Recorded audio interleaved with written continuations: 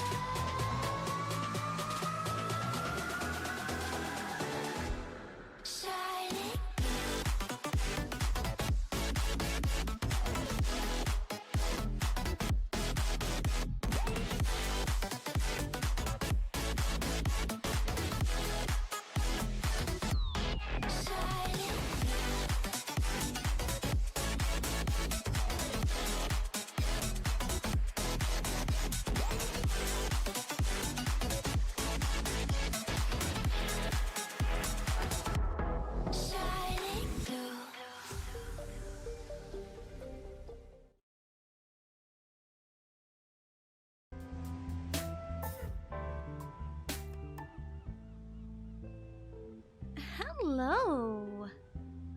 Hello. Hello. And hello. Yeah, today is our promised fanfic reading that we are doing after we hit 200 followers. And I had been teasing this quite a lot throughout the streams, but now that we finally hit 200 followers, we're just gonna get to reading it. So hopefully we all have fun with this story. It's a wrestling AU story, and we'll just get started. Now this is a story called Face Turn, and let's get started, and hopefully you will enjoy. On a hot summer day, 3 men were working in their studio without air conditioning. The studio air unit had broken the night before, but work needed done. One of the men finished his work and sat himself in front of the fan. "Yeah, Changbin, leave some air for the rest of us," one of the men scolded. "Chanhyang, it's so damn hot," Changbin replied as he sprawled himself on the floor. "We've only got 2 more hours of torture left, then we're home free," Chan replied. "How are you holding up, Jisung?" Jisung looked up from his station. "Holding up surprisingly well," he smiled. "At least someone can smile," Changbin dramatically sighed. He then pulled out his phone to listen to one of his favorite podcasts. "Weren't they doing a giveaway today?" Chan asked, knowing Changbin's favorite podcast like the back of his hand. "Yeah, they were giving away 3 front row seats to the biggest wrestling promotion in the country," Changbin replied. "Do you even like wrestling?" Jisung asked, finishing up his work. Changbin shrugged and replied, I know a little bit about it, but I really just wanted to enter and see if I would win anything." "Knowing your luck, you're gonna win something you're not remotely interested in," Chan chuckled as he kept working. "Now it's time to announce our giveaway winner. Drum roll, please. Congratulations to Xiao Changbin. We'll contact you and send the tickets your way." "No way!" Changbin cheered. He shot up and started celebrating. Jisung saw how happy Changbin was and celebrated with him. "Congrats, Hyung!" he cheered. "It's 3 tickets, so do you guys want to come with?" Changbin offered. "Sure, sounds like a lot of fun," Chan calmly cheered without prying his eyes from his computer screen. "Mr. Workaholic here needs some time off," Jisung joked as Changbin laughed. "I heard that." Chan, Changbin, and Jisung made their way to their seats at ringside. They were impressed with the view since the tickets were from a giveaway on a random podcast. Chan started chatting with the people seated next to him while Changbin and Jisung engaged in their own conversation. After a few minutes, Chan turned to Changbin and Jisung. "From what these guys are telling me, sometimes the wrestlers can get up close and personal. They say just play it off and enjoy the show," he told the 2. "Got it," Jisung smiled as he munched on his popcorn. A few minutes later, music started playing, indicating the show was beginning. The opener was a men's tag match to determine the next challenger for the title. The 3 became immersed in the match and caught on to the story easily. The next segment was a backstage segment of the current top male champion, the Korea Grand Prix World Champion, or KGP Champion. Chan, Changbin, and Jisung were soaking in all this new information for them. After that, a few more matches began to progress some feuds. After the first hour of the show, the KGP Women's Champion came out to talk to the crowd, or cut a promo.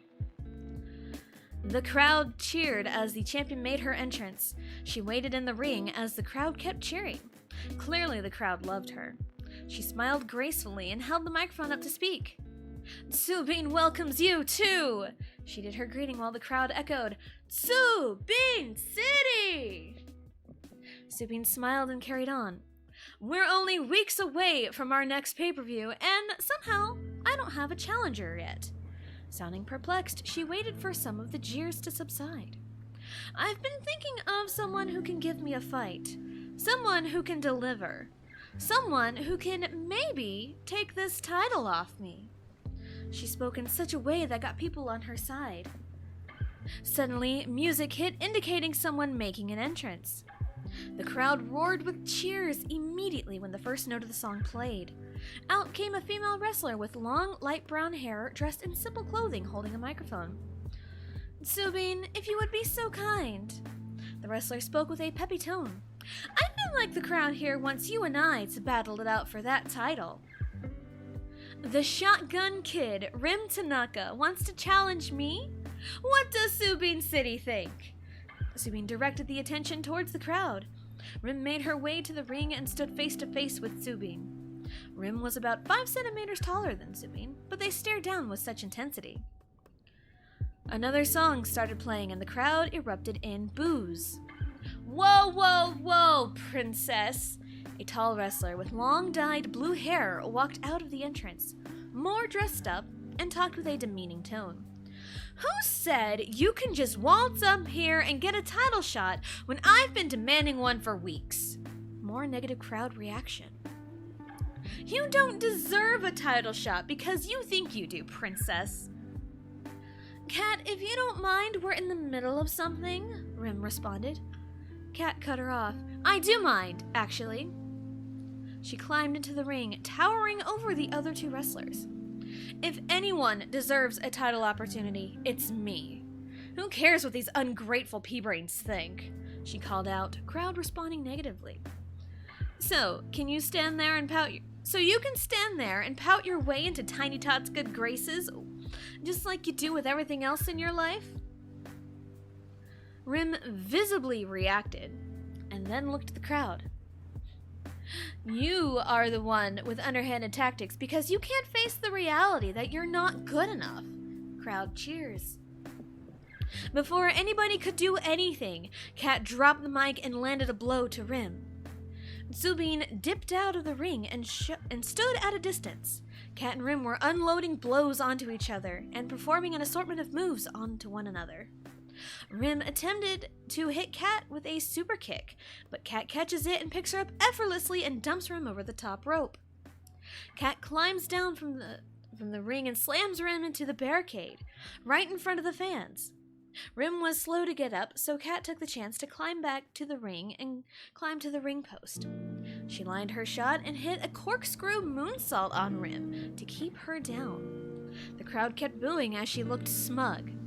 She made eye contact with someone right by the barricade. Jisung was caught off guard when Kat walked towards him. He remembered hearing wrestlers like to get up close. He felt Chan and Changbin get close to him, almost trying to prevent him from panicking. "What are you looking at?" Kat challenged as she looked him up and down. "Leave him alone!"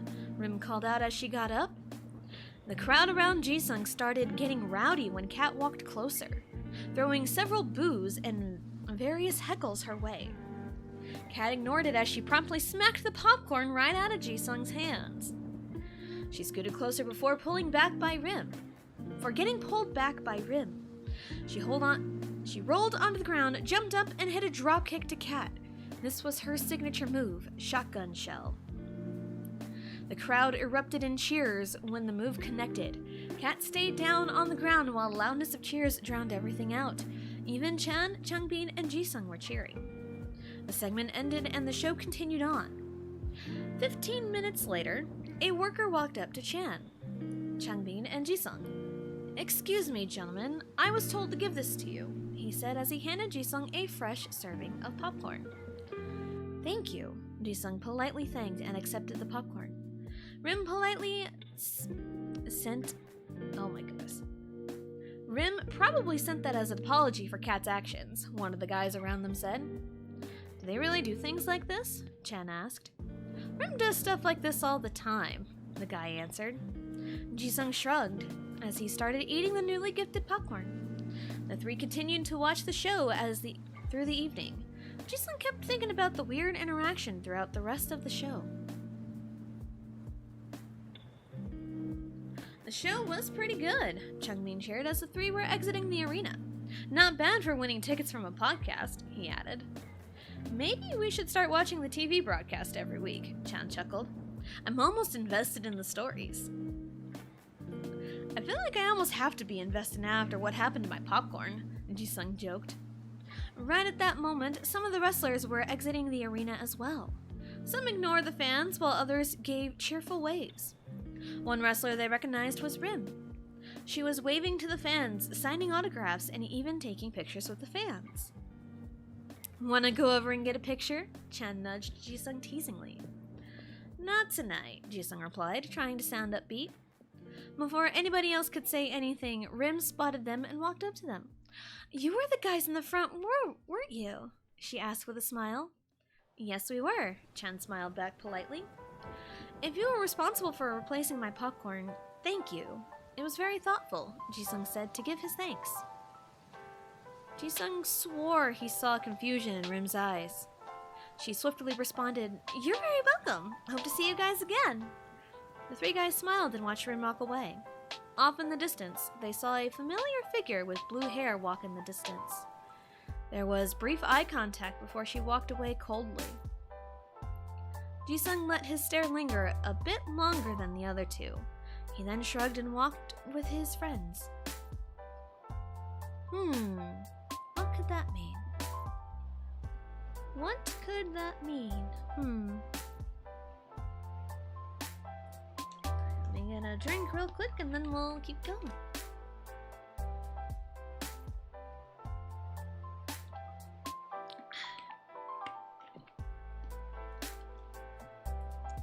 Jisung walked into his house door from a long day at work. He was met by his housemate, Mino. Hey, Min, he greeted as he walked past the living room towards the kitchen. Hey, Ji, Mino called back from the couch. How was work? He asked. Jisung came back with a bottle of water and sat on the couch. Same old, just perfecting the song we were working on, Jisung replied. Fun, Mino replied. It's your turn to pick what we watch this week, he said as he handed the TV remote to Jisung.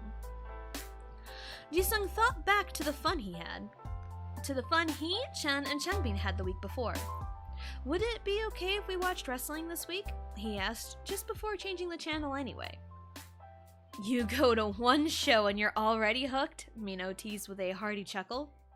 Sure, I don't mind. If you like it, that's all I care about. Jisung laughed along with Mino, just as the program started. Jisung was filling in the blanks for Mino from the week prior to catch him up on some of the stories. The show also provided video packages to catch the viewers up to speed on the current storylines. The screen showed a familiar wrestler with long blue hair right before cutting to commercial. Mino picked up on Jisung's expression. Is that who bugged you last week? Mino asked, vaguely remembering the story he'd heard from Jisung's coworkers. Yeah, that's Cat Carnage, Jisung answered. So she's supposed to talk after the break about last week? Mino hummed in response. The commercial break lasted a few more moments before cutting back to Kat's music playing. Kat walked out to the crowd, roaring with boos. Kat just smirked as she made her way to the ring. She waited for her music to fade out and the boos to subside before speaking. Who here wants to hear me speak about my horrible actions last week? Kat asked the crowd sarcastically. The crowd responded with boos, but Kat cut them off. Doesn't matter, I'm speaking anyway. More boos erupted. Last week, Princess Rim decides to come here and weasel her way into a title match without actually working for it.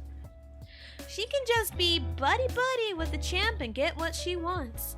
All she does is come out here, pouts to the crowd, and you empty-headed eat it up, Kat said as the broadcast censored one of the words she said. The crowd responded accordingly with negativity. I am the best this division has to offer.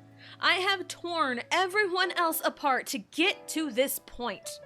I have been clawing my way to even have an attempt at a title match just to be replaced with Miss Goody Two-Shoes. It's all your fault that I've missed so many opportunities. Your fault I've never held a title in this damn company. So I'm calling you out, Shotgun Kid. If you have the balls to weasel your way into Tiny Tot's friendship, you can have the balls to face me in a match next week. Oh, and once I beat your sorry ass, that title match becomes a triple threat. Have fun with that one, princess. Kat ended her speech with bitterness as she dropped the mic and left the ring.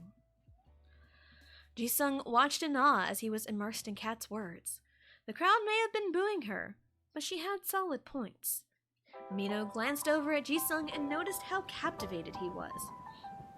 I guess we're watching this every week. Mino smirked as they kept watching the show. The next week, Jisung stayed behind to put in the extra work for the music he was working on.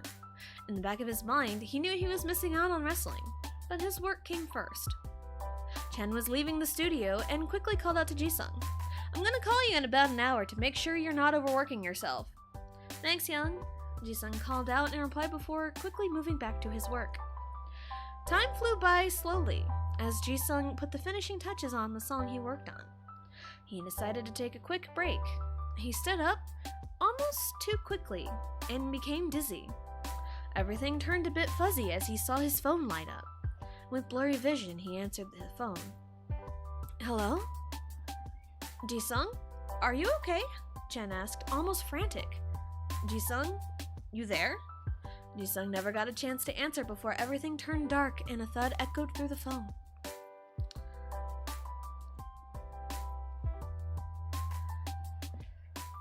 Music blared as Cat Carnage made her entrance to the ring, the sound of boos echoing in the arena. Her ring gear was a cerulean two-piece, the halter top showing off her shoulders with shorts complementing the glitter pattern from the top and white boots with a cerulean accent. She did her normal routine with climbing on the ring post and perching like a cat on them.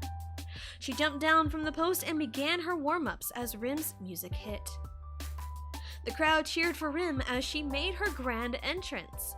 Her ring gear consisted of a maroon two-piece, a sports bra-like top with a window for her cleavage, with pants that complement the top and black boots. She climbed on the ropes and greeted the crowd, and they were eating it up. Kat stared down Rim the whole time. After Rim did her routine, the referee gave the signal to ring the bell. Kat and Rim circled around each other before starting off with a tie-up. They transitioned into Rim being in a headlock. Kat was throwing Rim around while having her in the headlock. Rim managed to fight out of it and threw her into the ropes. She hit Kat with a clothesline.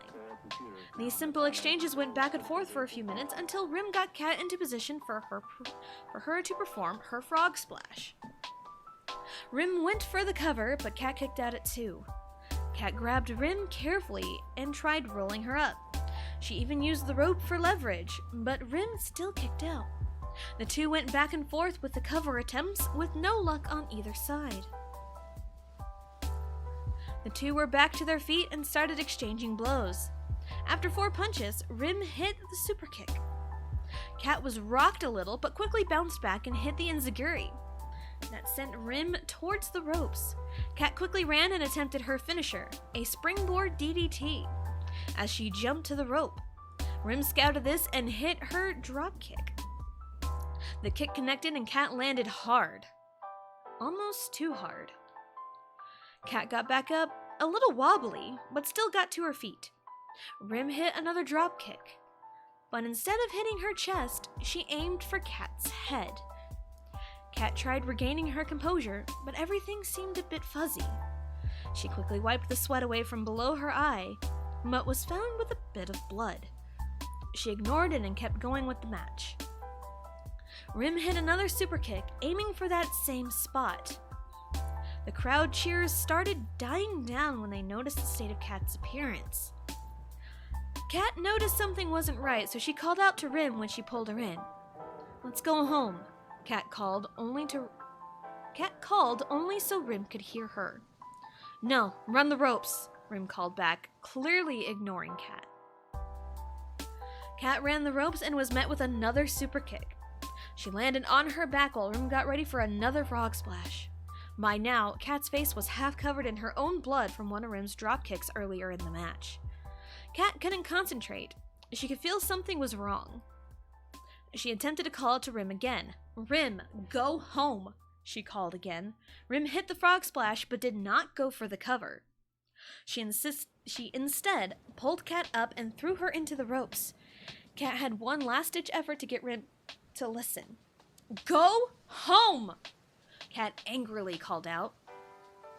The crowd heard that one, and they became confused and worried upon hearing those words. There was no crowd reaction when Rim hit her shotgun shell. She went for the cover and appeared confused as to why Kat failed to kick out like she was supposed to. The bell rang, signaling the match was over. The referee held up Rim's hand, showing the crowd she was the winner. But nobody cheered like they were supposed to. The focus was on a bloodied Kat lying motionless in the ring. After a few moments, the medical staff ran to ringside.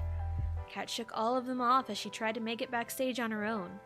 While she was walking on her own, there were some claps of appreciation.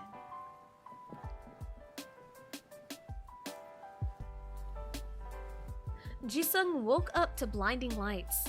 He slowly opened his eyes and looked around to find an IV in his hand. Beeping sounds came into focus as he slowly figured out he was at a hospital. He slowly sat up and looked around a little more. A nurse walked into the room and smiled at him. "You're awake! Your friend was super worried about you," she greeted as she prepared to take his vitals. "What happened?"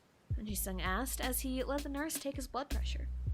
"Your friend came in carrying you, said you might have fainted. You seem to be dehydrated, so we've got the IV giving you fluids," the nurse calmly replied. "I was probably too focused on my work."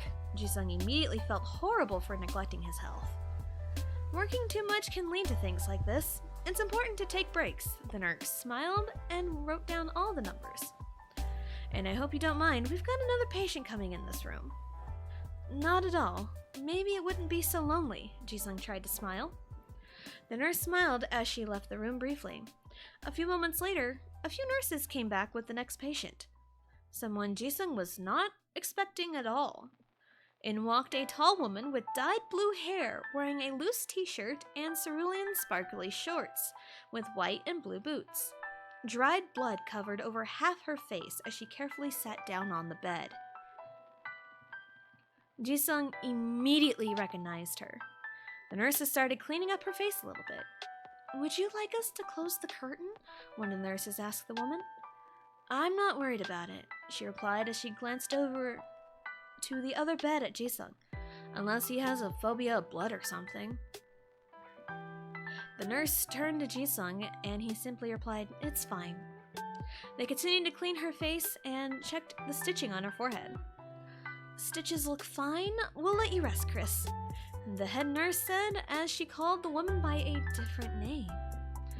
The nurses left the room, leaving Jisung and this woman alone. Jisung got a better look at her. The woman looked over at Jisung. A light bulb seemed to go off for her. "Were you in the front row with the wrestling show 2 weeks ago?" she calmly asked. "Yes, I was," Jisung replied. Before he even thought about saying anything else, she spoke up.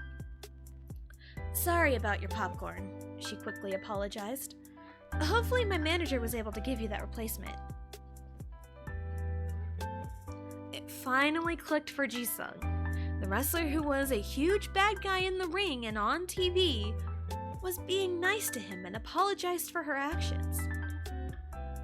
The Cat Carnage, top bad guy, was apologizing. "I did get more popcorn. Thank you for that," he replied. "You can call me Chris if you want. We're not in the ring," she chuckled. "So, Cat is like a stage name?" Jisung asked. "Pretty much. Ring names are like stage names," Chris answered. "Oh, I'm Han Jisung." Jisung quickly introduced himself. "Nice to meet you, Jisung." Chris smiled before wincing. "Can I ask what happened? I've apparently been passed out the last few hours," Jisung asked carefully. Chris's expression was almost unreadable. "Got my head busted open. Head hurts, but I don't think I have a concussion," she carefully answered. "You were supposed to have a match tonight, right?" Jisung asked, really taking in the state of Chris.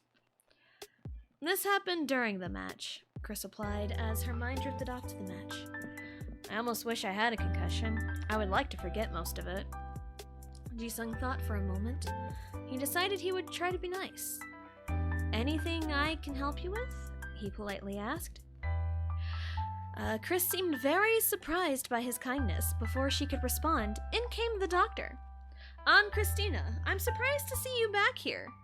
The doctor greeted like he knew Chris for years. Also, hello, Ultramelon. Hello, I see you. It wasn't my fault this time, Jungso, Chris joked, confirming they knew each other for a while. That's Dr. Kwan to you, Dr. Kwan joked back. I watched the match on TV and I swore I heard you yell "go home" more than once.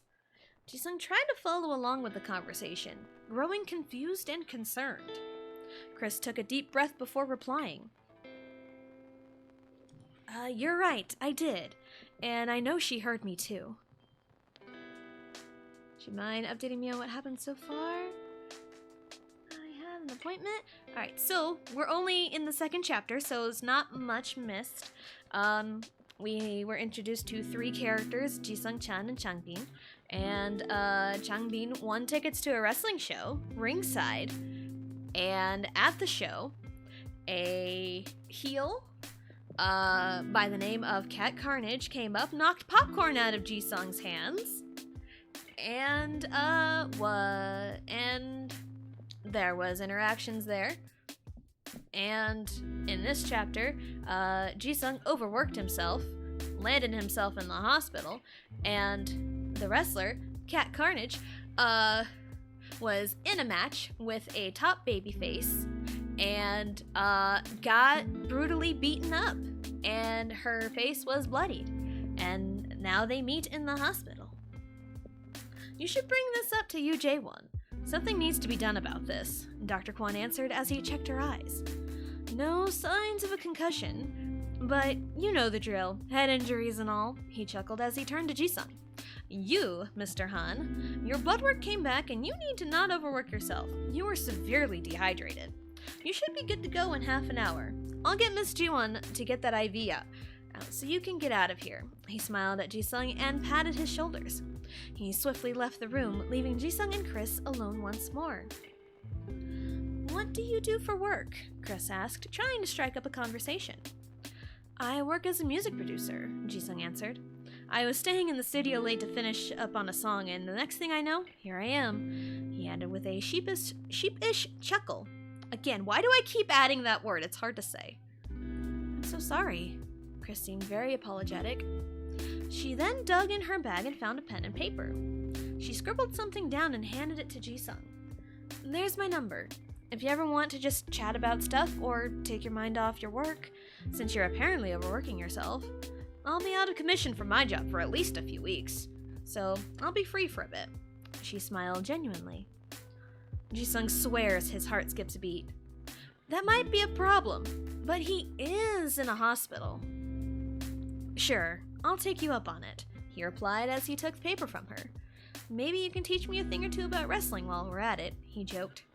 Chris let out a chuckle. Sure thing. Again, Jisung swears his heart skipped another beat.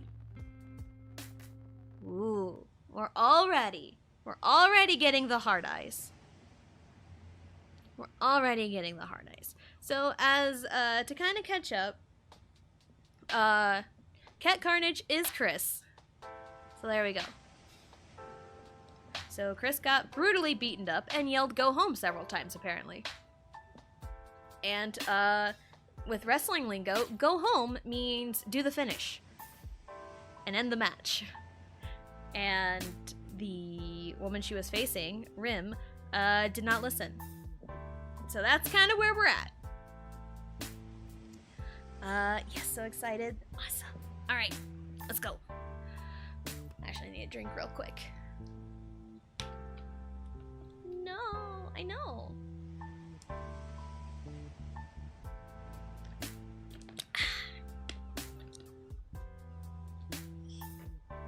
Chris took a deep breath as she walked into the company building. She was met with respectful greetings and questions asking if she was all right. Smiling, she answered everything short and sweet. NANI? Hi, Guiji. she made her way straight into the chairman's office. On her way, she ran into the talent manager, Shim Changmin. Good to see you back on your feet, Changmin greeted. I've come back from worse, Chris chuckled. Is Jaewon around? I need to speak with him, she asked while looking around the hall. He should be in right now. I think I saw Yerim talking to him a few minutes ago, Changmin answered. Great, Chris muttered sarcastically. She then walked towards the big office down the hall. She saw Yerim walking out of the office with a huge smirk. Chris rolled her eyes as she walked in the office. Jaewon, can I talk to you about something? Chris politely asked as she closed the door behind her. Jaewon looked up from his papers and smiled. Sure you can, Chris. What can I do for you? I'd like to talk about my match with Yerim a few days ago. Chris started straightforward and to the point. Yerim just talked to me about it. She told me that you didn't follow her spots and you ended the match early, Jaewon replied. Sir, with all due respect, she's leaving out one important detail. Chris politely argued her point. What detail am I missing? Yerim has always been a reliable source. She's the next top babyface in this company. She's always been reliable to the business, Jaewon argued back. I'm sorry, but I don't think she's as reliable as you think she is. She can't even listen when the words "go home" are yelled in her face. Chris felt her anger bubble up, but kept it as suppressed as possible. No such words were uttered. She told me so, Jaewon replied. I understand you're upset, but there's no reason to lie like this. I know your contract is ending soon. Maybe you should take a break and think about it. We'll write you off for however long you need. Chris took a deep breath and admitted defeat. There was no arguing with the big boss. All right, I'll take some time off. I'll let you know about my contract, she replied as she left the office. Once she was far enough away from Jaewon's office, she let out a groan of frustration.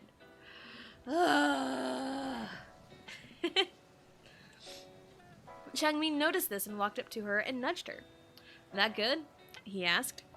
You know Jaewon, nothing gets through his thick skull, Chris replied as she pulled her phone out of her pocket. I still don't understand why he doesn't turn Yerim heel. I think she'd be good at it, Changmin expressed his thoughts. Jaewon says Yerim's the next top babyface, and since that match went the way it did, the strap is probably going on her since Soobin is headed for the States. Chris replied, noticing a text message from an unknown number. You're right, Yerim is getting the belt. I peeked at the plans at the last meeting, Changmin admitted. He then noticed a slight smile on Chris's face. New boyfriend already? He teased. Chris looked up at him with a glare. Nope, just a new friend. Wants to meet up for lunch. I guess it's a good thing I'm being put on the shelf, she answered swiftly as she replied to the text message. I'll see what I can do to hold down the fort for you. We can't really afford to lose you, Changmin said with a slight chuckle, but with all seriousness. Chris waved as she made her way out the building. After a brief walk, she arrived at the small restaurant. She walked in the door and looked around. She found a familiar face and walked to sit in the chair across from him. Hey, she calmly greeted as the person looked up from his phone to see who talked to him. Ji-sung smiled. You made it!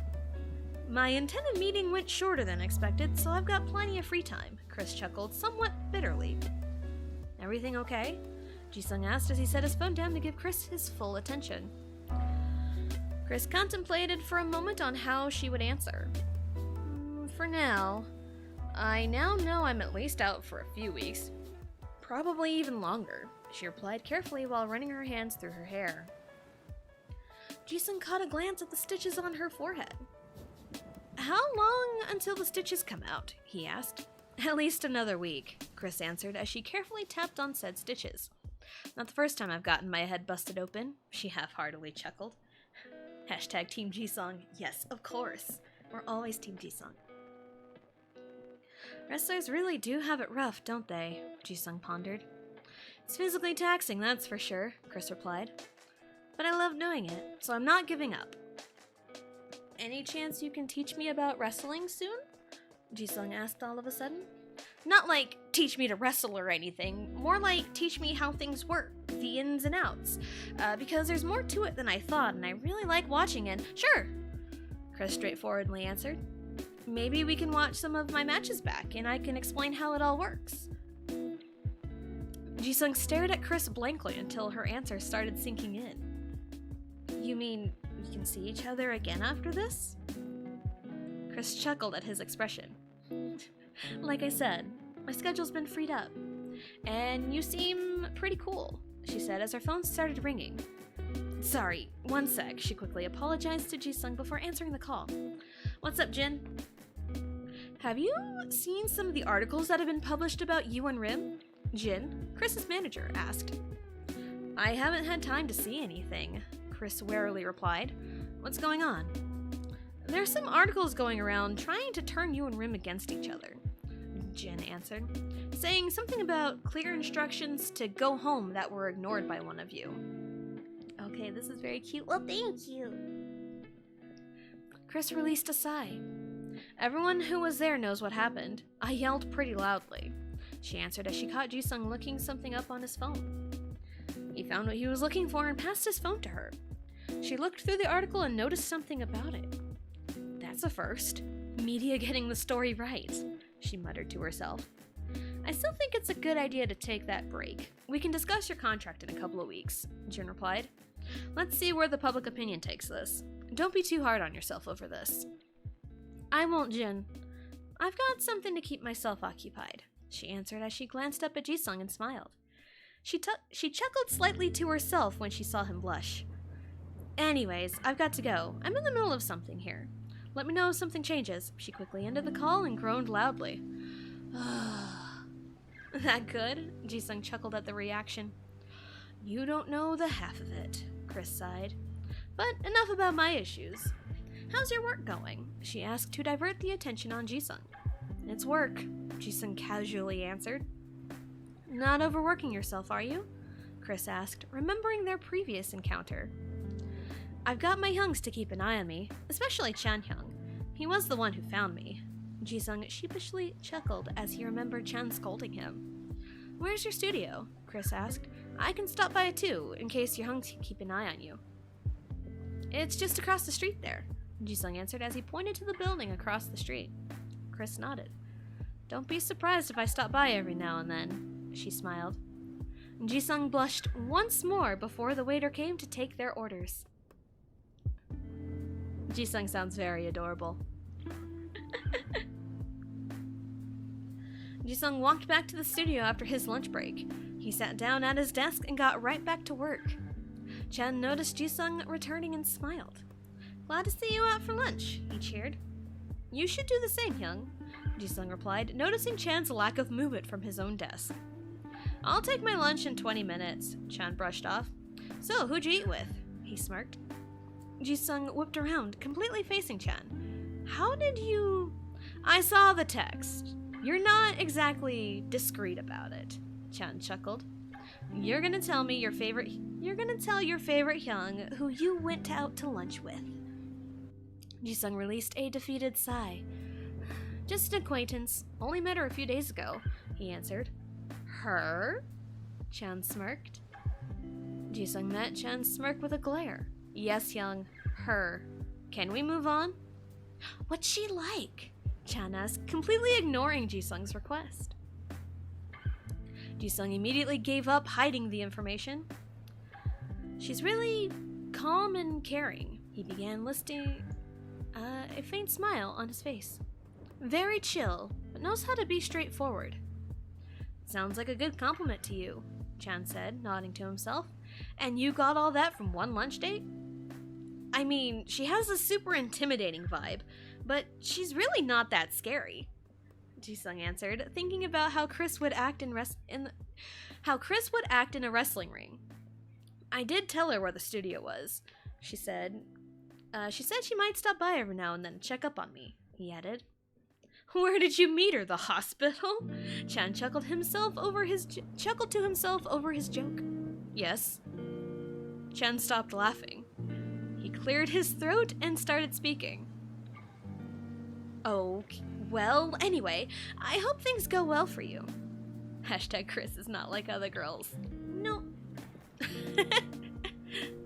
You make it sound like this is the beginning of a beautiful relationship, Jisung joked as he turned to review his work. It might be, Chan shrugged. Relationships work in mysterious ways. We've written how many songs about relationships? Jisung chuckled. I'm kind of in the camp to see where this goes. She's really cool, and I want to keep hanging out with her, he added. What does she look like? Chan asked out of genuine curiosity. Jisung hesitated for a moment. Well, she's tall, has blue hair, blue eyes, looks like she could kill you if you fart wrong, he described. Chan shook off the last descriptor as he grabbed his phone. Something felt familiar about the description. After a quick internet search, would this happen to be the person you're seeing? He asked as he showed Jisung a picture of Cat Carnage. Jisung nodded shyly. If it's any consolation prize, she was the one who gave me her number first. He tried to play it cool. I'm not saying it's a bad thing. It's just interesting, Chan giggled. The fact that you're talking to the bitch who knocked the popcorn right out of your hands a few weeks ago. She was just in character, I think, Jisung defended. She did apologize for that, and believe it or not, she was the one who replaced the popcorn. Chan did a double take. So, she sends you popcorn after destroying your already existing popcorn, and you're in love? Shut up, Young.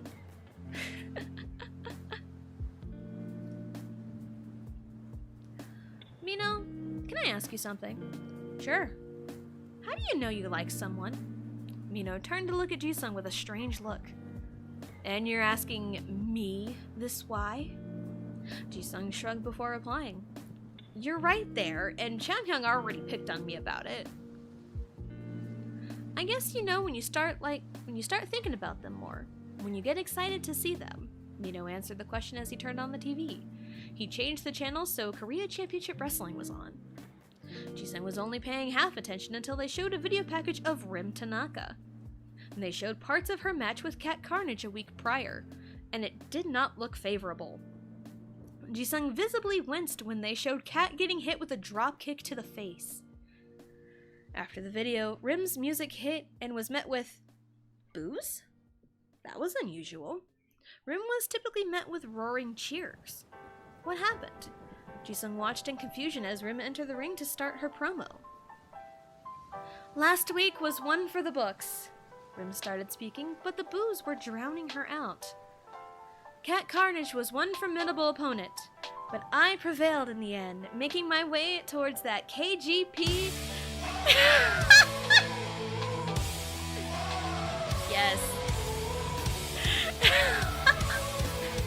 I mean, Becky Lynch is a top babyface, so this makes sense. Yes.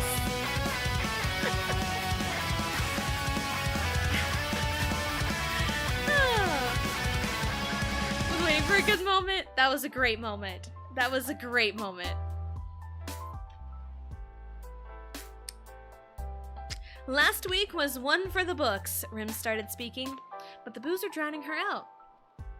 Cat Carnage was one formidable opponent, but I prevailed in the end to make my way towards that KGP Women's Championship. She paused to let the crowd react. Subin has been champion for 6 months, and I will give her the fight of a lifetime. One-on-one, woman to woman. I will fight with everything I have. I want to be a champion you can be proud of. The promo ended with boos filling the stadium.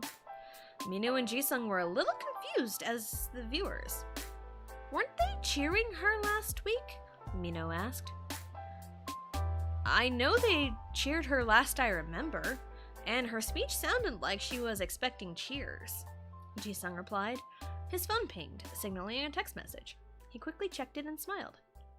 You watching KCW? Yeah, just saw Rim talk. Why the boos? Wasn't she cheered before? Jisung put his phone down and waited for a reply. He kept watching the show as the men's champion walked out to cut his promo. I'm just as confused. There was no indication of a heel turn. That's when a good guy becomes a bad guy. Jisung read through the text a few times, taking in the info. He turned to Mino and told him, apparently Rim wasn't supposed to be getting any boos. That seems odd, Mina replied, seemingly invested in what was happening. Jisung was in deep thought and quickly sent a reply. Do you think the boos have anything to do with your match with her last week? Huh. Would they have anything to do with, brutally beating her to a pulp? 'Cause blood over half her face? I mean, you'd think, right? Yes. Several weeks have passed since Chris's injury. Chris and Jisung have spent more time together.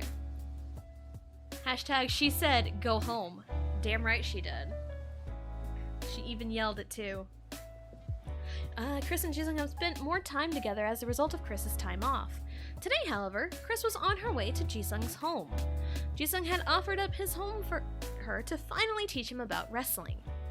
Chris was a little nervous going into his home. She took a deep breath before knocking on the door.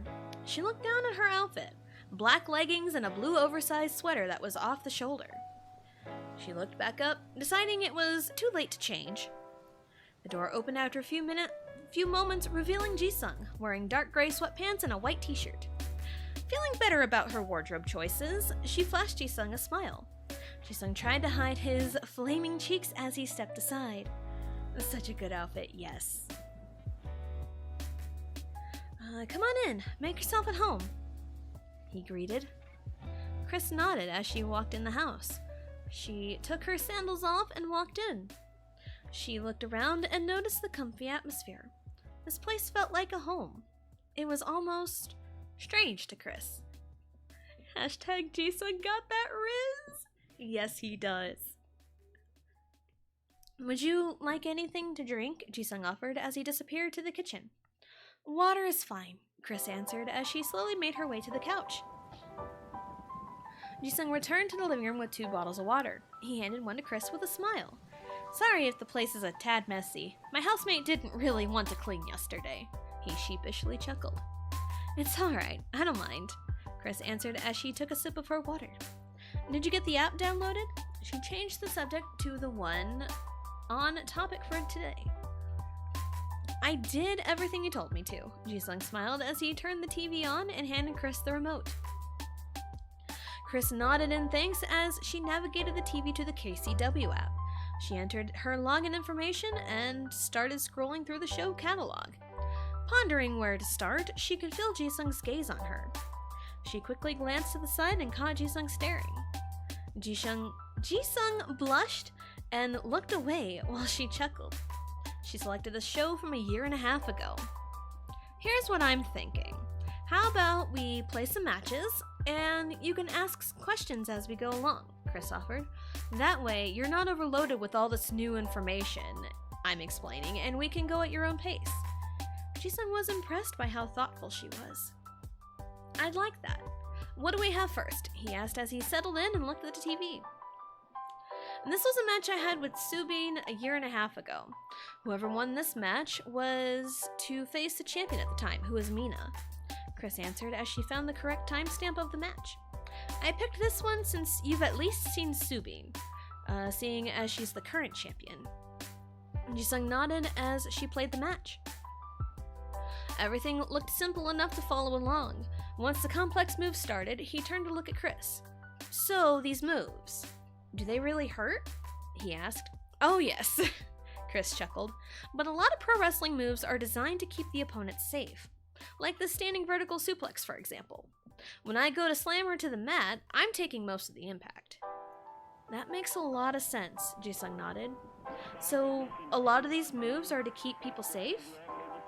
Correct, Chris answered. If we really did these moves, we'd be breaking bones, or busting heads open. Gonna be listening while I shower, BRB? No worries, Licia. Jisung nodded as he swore he heard something about a receipt or something. So all of this is basically a performance? He asked, ignoring her mutters. Pretty much. We do flashy moves, get the crowd cheering or booing, and put on a show. While people say, oh, pro wrestling is fake, I can't help but scoff. Well scripted, yes. But the moves we do and work we put in are as real as it gets, Chris answered. Jisung picked up on how passionate she was about wrestling. I think it's amazing. If Changmin hadn't won tickets from that podcast, we probably wouldn't have met, he thought out loud. Wait, podcast? Was it Wonderful World of Weirdness? Chris asked. You know that podcast? Jisung replied, clearly shocked. My friend is the producer of that podcast. Where do you think they got the tickets?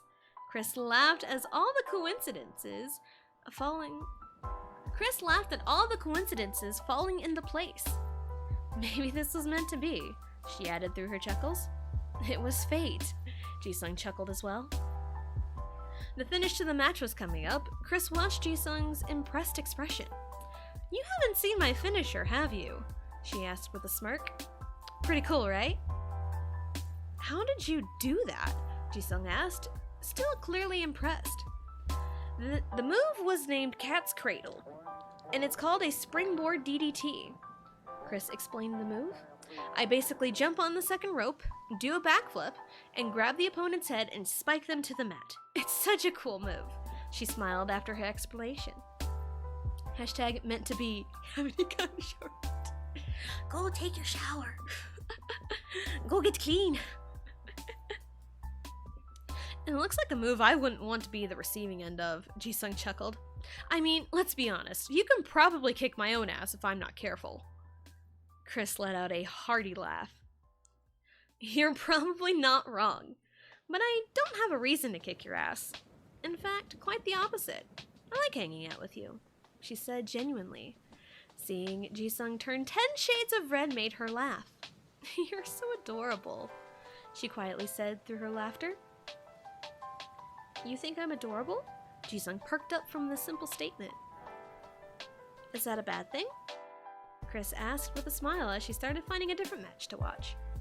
No, not at all, Jisung softly replied while attempting to calm his heart. So what are we gonna watch next? I was thinking one of my title matches, Chris answered. I didn't win this match, but there's a lot to learn from it. I'm gonna order pizza. That okay? Jisung said as he pulled out his phone to start ordering the food. Also, random question, have you ever been champion? Pizza's fine, and no, actually. Chris answered the latter part almost bitterly. For how much I've busted my ass, I've never had the strap. Jisung whipped his head around to stare at Chris with a bewildered expression. But you're so good, though. I appreciate that, but people booking the show don't seem to think so, Chris sadly replied. As long as UJ1 is in charge, I don't think I'm ever getting that belt. Before Jisung was able to answer, the front door swung open, with Mino walking right through. Sorry to interrupt you, lovebirds, but I need to grab something, Mino said as he rushed to his room for a few moments. Need any help? Jisung asked as he got up. Mino came back quickly and just smiled at Jisung. I'm good. Don't have too much fun. Remember to stay safe. It's not like that, Jisung replied as he turned red once again. Do I need to kick his ass? Chris asked casually. You? Kick my ass? I'd like to see you try, Bluey, Mino challenged. Chris took the challenge and stood up off the couch. She walked towards Mino and stared at him with a piercing glare. She stood a good 6 centimeters taller than Mino. It was almost as if she turned into Cat Carnage for a few moments to prove a point. You know what? I'll just leave. Have a great time. Mino quickly backpedaled and left the house. Chris and Jisung started laughing the moment the door slammed shut.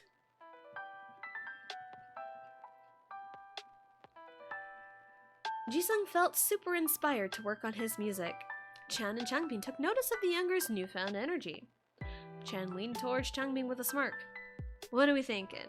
Chan asked with a smirk. Changbin crumbled up a piece of paper and threw it at Jisung. When Jisung did not react, Changbin nodded to himself proudly. He definitely got laid, he said with the utmost confidence. Absolutely, Chan nodded in agreement as he also threw a crumpled up paper at Jisung. Jisung finally turned around. What are you two doing? he asked with mild annoyance. We're discussing the potential prospect of you getting laid, Changbin answered bluntly as he threw another paper at Jisung, which hit him in the face. That's not what happened, Jisung defended as he picked up the paper off the floor around him. Then why'd Minho say you had a girl over? Chan asked, not even attempting to hide his smirk.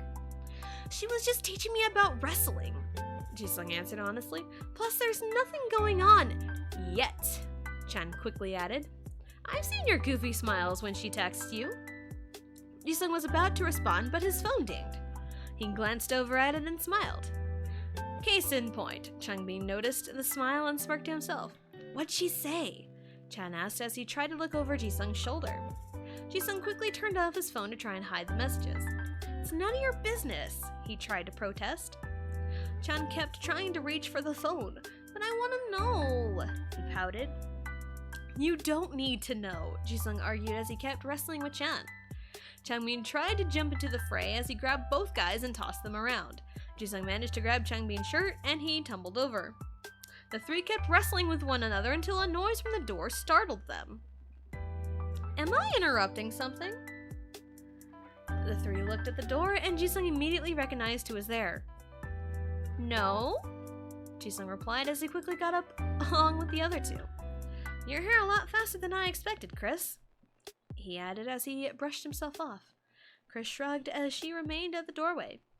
Meeting ran shorter than expected, so I just came here, she said. I remember you guys. You were with Jisung at the show several weeks ago. Changbin was at a loss for words as he looked up at Chris. He shook it off and tried to play it cool. I'm Changbin, he introduced himself as he held out a hand. Chris shook his hand out of politeness. I'm Chris, she bluntly gave her name. I'm Chen. I also go by Chris sometimes. Chen joked in a friendlier tone and shook Chris's hand as well. But just Chen is fine. He flashed a smile. Noted. Chris nodded. Well, we'll leave you two alone. The studio is all yours for the afternoon. Chan smirked as he pulled Changbin by his side. Did you know he was into taller women? It is what it is. It's not our concern. She's taller than us. Again, not our concern. Chris released a sigh as the conversation between Chen and Changbin faded down the hallway. Jisung pulled one of the rolling chairs. Ignoring those two, have a seat, he kindly offered. Thank you, she smiled as she sat down. Sorry about Changbin. Remind me to kick his butt later. Jisung apologized for his friend as he sat in his own chair. It's fine, I'm used to it, Chris replied. I didn't pay much attention to it since I literally do not care about being tall. Good, because if he offended you in any way, I give you full permission to kick his ass, Jisung joked as he scooted over so Chris could see his monitors. Duly noted, Chris laughed. So this is what you do for work, huh? Yep. Jisung flashed a big smile. This is where the magic happens. What kinds of songs do you compose? Chris asked. It was her turn to learn. Literally anything, Jisung chuckled. From ballads to EDM, I've composed a good range of stuff. What are some of your favorite songs you've composed? Chris asked, genuinely interested in his answer. There's honestly too many to count. Jisung ran a hand through his hair. But what I'm working on right now is starting to become one of my favorites. Want to take a listen? Sure. Chris smiled as Jisung played his current project. The song was cheery and upbeat, but slow enough to be relaxing. The lyrics were sweet and simple to complement the tone of the song. It's a beautiful song, Chris complimented as the song ended. Thank you, Jisung smiled, feeling proud of himself. I just need to tweak it a little bit and it'll be perfect. You're really in tune with the music, aren't you? Chris asked while carefully watching Jisung's expression. I didn't make it my job for nothing, Jisung smiled while leaning back in his chair. Me to music is like you to wrestling. The love for it is undeniable. Absolutely, Chris replied, noticing a certain look in Jisung's eyes. She was about to reach out to him, but she was interrupted by her phone ringing. Releasing a sigh, she looked at her phone and saw it was her manager. Sorry, gotta take this, she apologized to Jisung and answered the phone. After a few moments, Jisung noticed a stark change in Chris's expression. Chris looked up at Jisung, keeping the same expression. She ended the phone call and hid her face in her hands. She appeared to be in deep thought. Jisung put a comforting hand on her shoulder. "Everything okay?" he asked. Chris took a deep breath before replying. "I'm not sure yet." Wonder what that phone call could have been. What could the phone call have been?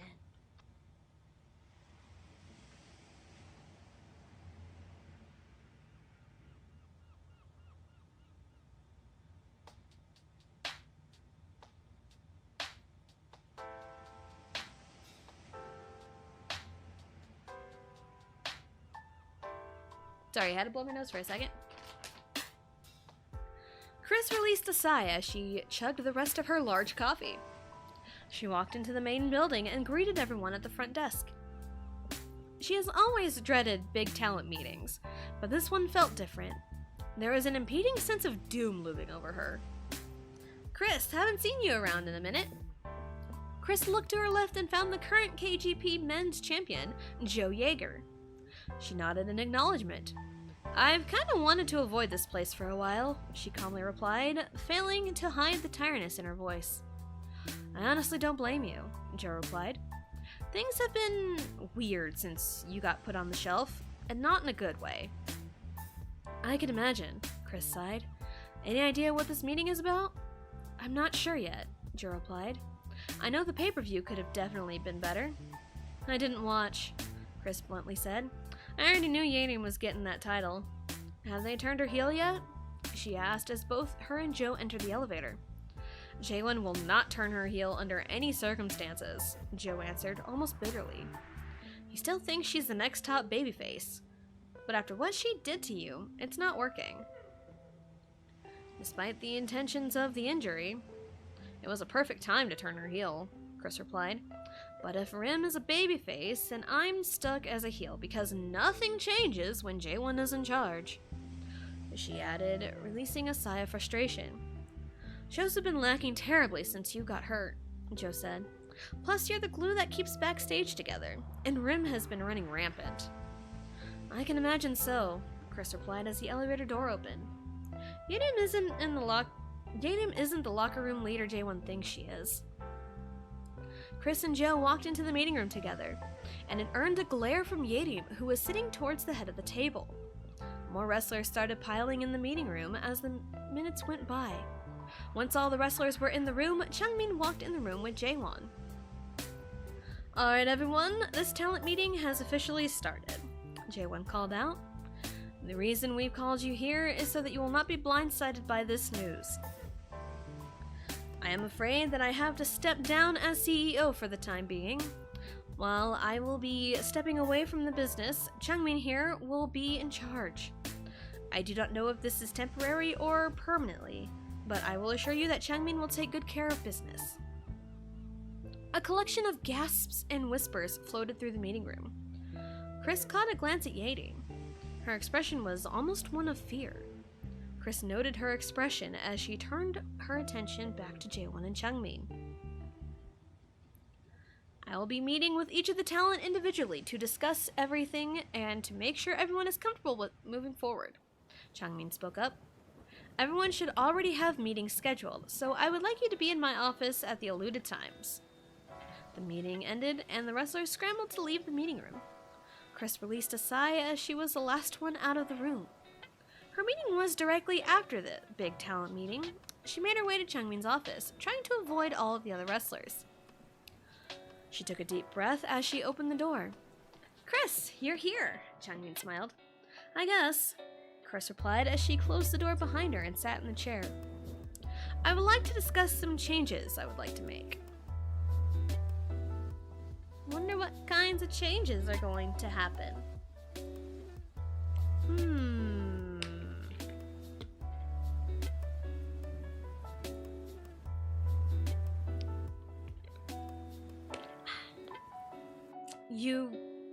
Oh, okay.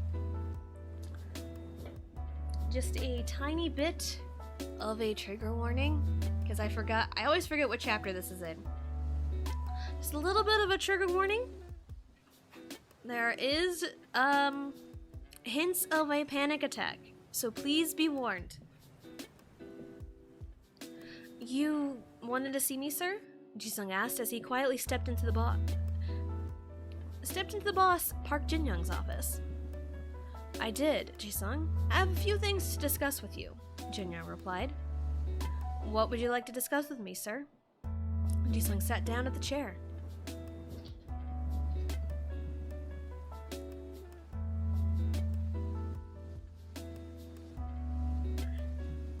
It's about your annual review coming up, Jin-young stated, almost sadly. I've gotten an influx of comments from clients saying your work feels unoriginal. Some say there's no personality in your work. This is strange coming from you.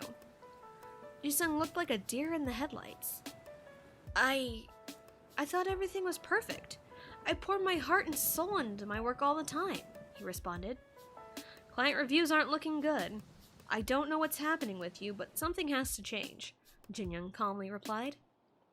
I'll check back in with you after a month, and you can get your work back up to standards. Then, if you can't get your work back up to standards, then we'll need to have more serious discussions. You may go. Jisung nodded and slowly left Jin-young's office. He dragged his feet back to his studio room and dropped in his chair. His mind started wandering. Have people really not liked his work? Were people being rude about his music just because? Nothing had changed with his music. He thought he was putting out his best work. Apparently not. When did Jisung's breathing quicken? When did his heart rate go up? When did he start getting dizzy? He realized he was alone at the studio. Chad and Jungmin had the day off. He didn't want to contact them and bother them. Chris? She said she had meetings this morning. Would she be around? With shaky hands, he grabbed the phone and tapped on her name in his contacts. After a few rings, he was surprised she picked up. Jisung! I was just about to call you. What's up? Chris asked through the phone speaker. Jisung had trouble coming up with the right words to say. He barely got a word in before his breathing was getting out of control. Are you alright? Chris asked. No, Jisung breathlessly answered. Stay right where you are. I'll be there as soon as I can, Chris replied. Jisung left his phone on the desk. He tried to control his breathing, but no luck. Everything was spinning. Everything was blurry. Everything felt out of control. He felt a hand on his knee. He opened his eyes, but all he could see was a blue figure. Jisung, can you hear me? It was Chris. She was here, sounding out of breath as if she ran a long way. I can, Jisung answered. I want you to breathe with me, okay? She asked calmly.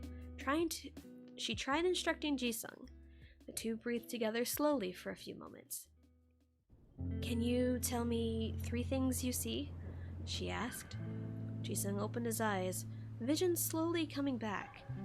I can see a cat hair clip, a black backpack, your gold eyeshadow, he answered slowly. Good. Chris smiled. Can you tell me the color of that cat clip? Blue, Jisung answered. Do you feel any pain? Chris asked as she calmly rubbed Jisung's knees. It's going away, Jisung answered.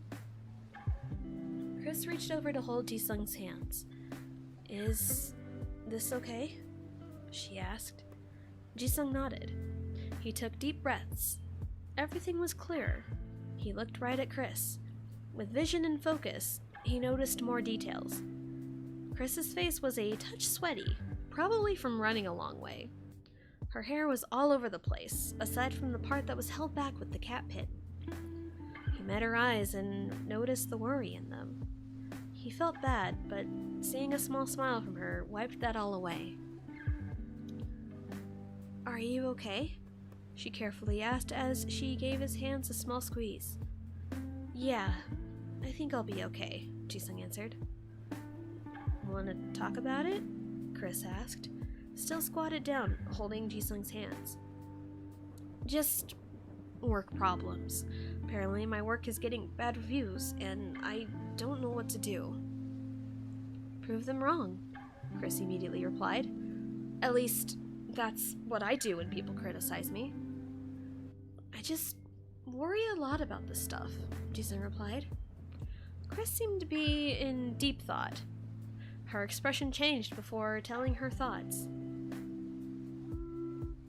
What channels do I have to go through to get a song from you? She asked. Jisung was shocked.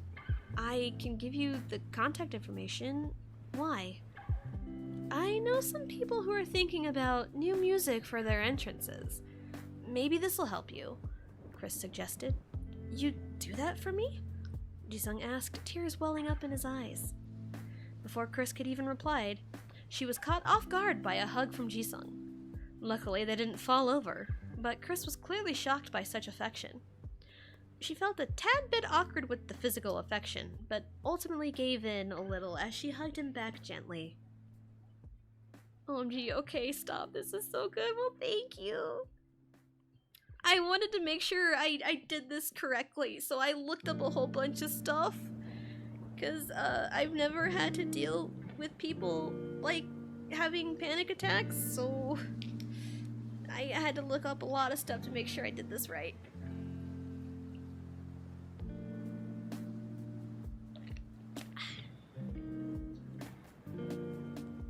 I was so impressed. Well, thank you. I appreciate that. Oh, you did such a good job. Thank you. Thank you. Jisung was relaxing in his home, watching movies. He was alone for the weekend since Mino went to visit his parents for the weekend. Agreed. Thank you, Matt. Thank you. Mino went to visit his parents for the weekend. Watching movies made him feel a little less lonely. He wonders what Chris is up to. A loud ringtone snapped Jisung out of his thoughts. Hello? He answered the phone while turning the volume down on the TV. Hey, this might sound a bit awkward, but... Chris sounded flustered. Weird. She's never flustered. Is there any way I can stay at your place? My place is always open to you. Is everything okay? And Jisung answered with a light tone in an attempt to calm the frantic Chris. Hello, Matthew. Hello, welcome in. Hopefully you're enjoying the story. Okay, I'll be over in a bit. Thanks, Jisung, Chris replied as she immediately hung up. I wonder what's going on, Jisung thought to himself as he set his phone down next to him.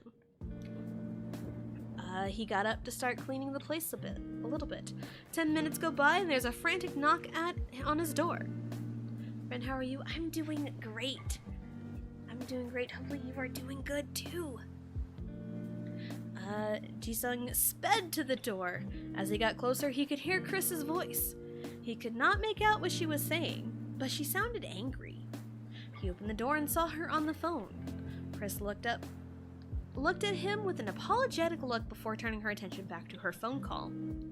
Look, I literally do not care what your opinion is on the matter, Chris said, but was interrupted by a loud voice on the phone. I am your mother. You better listen to me. Jisung winced at the loud voice as he let Chris into his home. He took Chris's bag for her and took it to his room. He came back out and tried not to overhear, but his curiosity got the better of him. What makes you think that I would listen to you in a heartbeat? You've never once been there for me. I've had to do this shit on my own, Chris argued, sounding very defeated. Does that give you a reason to show up in my home unannounced and unwanted? She practically yelled. Jisung seemed taken aback by the angry demeanor, but he placed his hand on her shoulder to provide some kind of comfort. Everything made sense in that moment. If I have to block your number again, then I will, Chris released a sigh. She heard yelling on the phone and decided to end the call. As she scrolled through her phone and properly blocked the number. She set her phone down and released an exasperated groan. That good, huh? Jisung asked, chuckling a little. Yep, Chris simply replied as she buried her head in the back of the couch. Is it okay if I just hate my mother? Just from what I overheard? Yes, it's okay, Jisung awkwardly chuckled as he started rubbing her back comfortingly. Yeah, big oof. Chris looked up at Jisung with a sad look in her eyes. Good. Heard so many people tell me, oh, she's your mother, or she cares, she just shows it differently. No, they don't know my mother. They don't know the shit she's done. She ranted as she started tearing up a little. Every family dynamic is different, but that doesn't mean people can decide what's best for you, Jisung said as he urged Chris to stand up. How about we watch bad movies all night? That's what I do when I'm sad or angry. He smiled at her. Sounds fun. Chris let out a small laugh. Go get changed into something comfy and we can still talk it out if that's okay with you, Jisung offered. Why do I feel like I've been in this situation before, but with my father? I mean, I know people that have had bad relationships with their parents, so I'm sure this can be relatable. Chris nodded as she disappeared down the hallway. She found Jisung's room and looked around. The room had a calming atmosphere. She relaxed, looking around. Everything in the room spoke Jisung. She reached in her bag and changed into a black baggy t-shirt and blue plaid pajama pants. She walked back out and sat on the couch next to Jisung. Thanks for letting me come over on short notice, Chris said. She caught a glance at him and noticed he was looking right at her. Jisung smiled in return. No problem. And honestly, you're more than welcome here anytime you want. He kept a smile. Please stop hurting my life. Sorry. Chris smiled back as she settled into the couch. Thank you. I don't know how long I'll need to stay. Probably as long as it takes to get a restraining order for my mother. She replied bitterly. Restraining order? Jisung asked. Chris released a chuckle. Sounds like it's out of the blue, but it's the third time in the last month she stopped by unannounced. She tries so hard to get me to quit wrestling because it's unladylike, and my daughter will not be a brute for the rest of her life. Or my favorite, your father would be so disappointed in you for choosing this path when she's kept my father away from me all my life.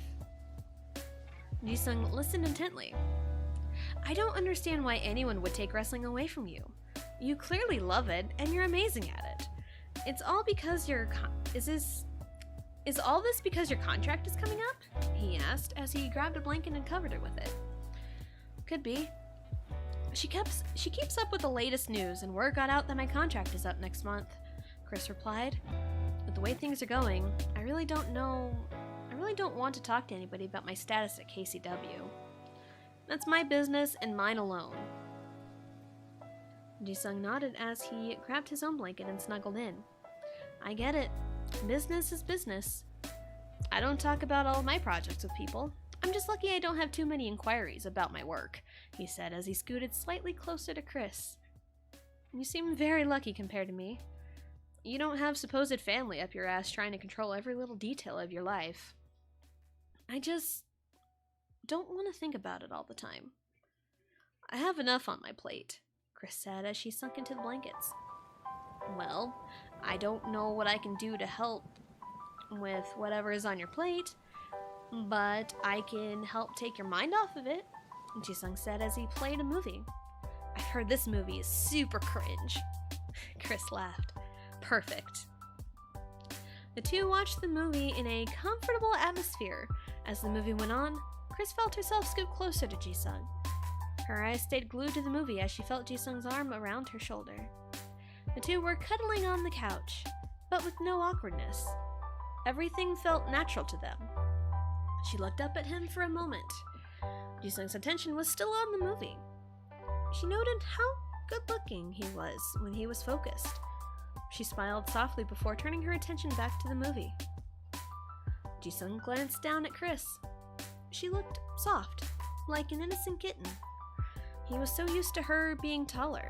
Seeing her from this angle was a nice change. He was caught off guard when Chris looked back up at him. They stared at each other for a few moments. Chris shifted position slightly as she glanced down at Jisung's lips. Jisung noticed as he leaned down and met Chris halfway in a kiss that felt like magic. He carefully placed his hand on her cheek to deepen the kiss ever so slightly. They forgot everything around them for a few short moments. And this was what felt right. They broke apart after a few moments. Their eyes fluttered open to look at one another. Chris could feel her cheeks heat up as she realized what had just happened. She ducked away carefully and cuddled closer to Jisung. Jisung could not help but laugh at how flustered Chris was. "Now look who's being cute," he laughed as he held her closer. Chris pouted. "You're lucky I don't suplex you in the next week." Hashtag no sexy time. But that was adorable! They had their first kiss. How cute! And it was only, what, chapter 5? But also out of 12, so we're like halfway.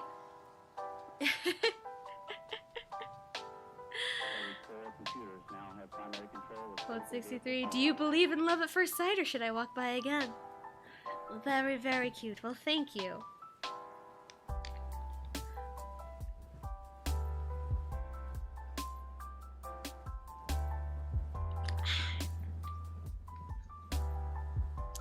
On a chilly Thursday morning, hashtag suplex in the next week. Yes. Yes. Nothing says true love like someone's booty in your face. Yep. Yep, absolutely. On a chilly Thursday morning, Chris walked up to the door of the gym her manager recommended. She decided to change gyms since she wanted nothing to do with some of the other wrestlers at her old gym. She met with the worker at the front desk and smiled at her. The woman behind the front desk smiled and let her through. Jim must have worked his managerial magic. She quickly made her way to a more secluded area to begin her workouts. Her doctor finally cleared her to start working again, so now she can go full strength. She put in her headphones and hit play on her playlist. She started stretching and carried on with her workout routine. Half an hour rolls by and she's completely immersed in her weightlifting when she notices a shorter man walk by. She glanced up and, by chance, made eye contact with the person. Immediately recognizing the person as Changbin, she nodded her head in a small greeting. Changbin nodded his head in reply as he carried on with his own workout. He kept glancing at her every now and then. While he was glancing at her, he fumbled with one of the weights. He narrowly avoided his foot getting crushed. Chris, startled by the noise, looked in his direction. "Am I distracting you that much?" Chris asked, snidely chuckling. "Sorry, I didn't think I'd run into you here," Changbin calmly replied as he picked up the weight. "I can find somewhere else to go if I'm really bothering you," Chris suggested, putting her headphones away. "Please don't do that. Jisung might actually kill me," Changbin chuckled as he frantically tried to stop Chris from leaving. "You think Jisung would kill you?" Chris chuckled as she playfully set her bag down. "He wouldn't," Changbin laughed. "He would just give me a disappointed look all day, every day." "Then he'd probably get me to kill you," Chris replied as she sat down to drink some water. Changbin scanned her up and down. He nodded to himself before replying, "Yeah, you could probably kill me." "Even though you have a lot more muscle than I do?" Chris replied as she looked in the back corner at the ring. Changbin followed her gaze to the ring. "Right, you're a wrestler. I need to do some reps, but my manager hasn't told me who my training partner will be," Chris replied as she stood up and stretched. "I can probably help you until then," Changbin offered as he stood up and walked towards the ring. "I have some friends who do indies, and I help them a little." Chris seemed shocked by the information. "Basics will be just fine. Just something to loosen me up. I haven't ran ropes in about a month," she replied as she climbed in the ring. "Jisung told me you were out with an injury," Changbin thought out loud as he watched her warm up in the ring. "Not gonna lie, I started watching KCW on TV because of him." "Oh, really?" Chris seemed a little interested as she continued to run the ropes. "Yeah, things seemed a bit weird at first. It almost felt like something was missing," Changbin said as he climbed in the ring. "I've been told that. I also kept my distance for a bit just to keep myself from getting burnt out," Chris replied as she stopped in front of Changbin. The two worked on some basic moves while they chatted away. Chris managed to get Changbin in a headlock, and she decided to talk about what was on her mind. How's Jisung doing at work? Tessa? What? What did I do? What did I do? He's been hard on the grind. The strange influx of bad reviews really got to him, Changbin replied. Thanks for being there for him when we couldn't. No problem, Chris replied as she pulled Changbin around. I do worry about him. He always seems so happy-go-lucky, but he stresses over everything twice as much. You've pegged him pretty good, Changbin said as he reversed the headlock and put Chris in his own headlock. He likes you a lot, you know.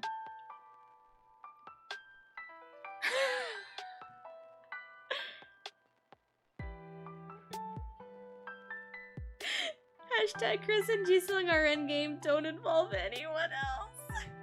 Don't worry. Don't worry. Everything is fine. Don't worry about it. I know, Chris said while selling the headlock out of habit. I almost feel bad. I'm gonna be really busy and won't get to see him much. I don't think that'll matter too much. You shouldn't worry about it, Changbin replied as he felt Chris power through the headlock and brought him to the mat. Chris then applied a cross-faced chicken wing to Changbin. She brought him down and she was squatted down on his back. Haven't busted this out in a minute. Hashtag trust the process. Yeah, that's got it. Haven't busted this out in a minute, she said to herself as she kept the pressure on the submission. I just don't want him to get too pouty over not seeing each other as much, she added to the conversation. He gets pouty regardless. Changbin managed to strain out his reply. I guess that's fair, Chris replied in the complete opposite tone as Changbin. I don't want things to change too much between us, she added as she released her hold as soon as Changbin tapped out. Changbin laid on the mat, trying to recover from the submission move, and replied, I don't think things would change. He doesn't ever shut up about you. If anything, he'll just talk more about you, if that's even possible. He smirked when he caught a hint of a blush on Chris's cheeks. So even the most badass woman has a soft side, he teased. I'm at least 10 centimeters taller than you are. Don't push your luck or I'll find an even worse submission to put you in, Chris threatened, blush on her cheeks gone in an instant. Changbin straightened up right away. Yes, ma'am, he responded, half serious, half joking. Although I don't think I need to call you that, seeing as we're the same age, he added. You looked up that information, didn't you? Chris asked in an accusatory tone. I cannot confirm nor deny that accusation, Changbin playfully called back. Chris immediately put him in another headlock, but a little tighter this time. And there's the question of the day. Do you like the fanfic readings? Oh, hell yeah! Love it. And send. Jisung released a sigh of relief. He finished his projects and sent them off to the higher-ups. Hopefully this will turn things around for you, Chen called out from his spot as he sent off his projects. I sure hope so. Everything else is looking up in my life, Jisung replied as he leaned back in his chair. Not a moment too soon, Changbin walked in the studio room. I'm feeling the vibes here, he smiled as he plopped in his own chair. Good vibes only, Chen laughed. Jisung laughed, but he noticed some bruises on his arm. Where did you get those? He asked as he reached over to poke one of the bruises. Vibes, yes. Changbin flinched on contact. Your girlfriend beat me up at the gym today, he answered while nursing his arm where he was poked. Why would she do that? Jisung asked in a snarky tone while pouting. You can take that attitude and shove it up your children enough, Chan called out, getting the two to settle down. We are not getting girlfriends to beat up people. We are not shoving anything anywhere. Yes, young, Jisung and Changbin disappointedly replied. Good. Chan nodded proudly. Anyway, what was Chris doing with Changbin anyway? He asked, mainly directed at Jisung. She said she got cleared by her doctor yesterday and that she wanted to go to a new gym, Jisung answered. I didn't know it'd be the one Changbin Hyung goes to. Speaking We talked about a few things while we were there, Changmin said, thinking back to conversations from earlier in the day. You've got a good one, Jisung. What makes you say that? Jisung asked as he received a text message from Chris. She was super worried about not spending enough time with you once she got busy again, Changbin answered bluntly. She seems to really like you. You think so? Jisung asked as he sent a text message. She's hard to read, but she was asking about you the whole time, Changbin answered. I mean, we only became a couple recently. She probably has a lot on her mind, Jisung replied. If she just got cleared, that means she'll be back in the ring before too long. That also means you might not see her very often, Changbin added. As long as your feelings for each other are strong, then this shouldn't stop you, Chan said with a proud nod. Jisung chuckled. I have a strong feeling about this. I've been super productive, I'm feeling happier, and I have something to look forward to every day. A subtle knock on the door snapped the three out of the conversation. Funny enough, the topic of said conversation was the one interrupting them. Are you guys talking about me? Chris asked as she leaned on the doorframe with her shoulder. We were just talking about how happy Jisung is now, and we hope you invite us to the wedding, Chan teased. He laughed watching Jisung turn cherry red while Chris kept a blank expression. Unless you want to be put in a guillotine, I don't think you want to be teasing us like that, Chris said with such casualty it startled Changbin and Chan. Anyway, Jisung awkwardly cleared his throat and turned his attention to Chris.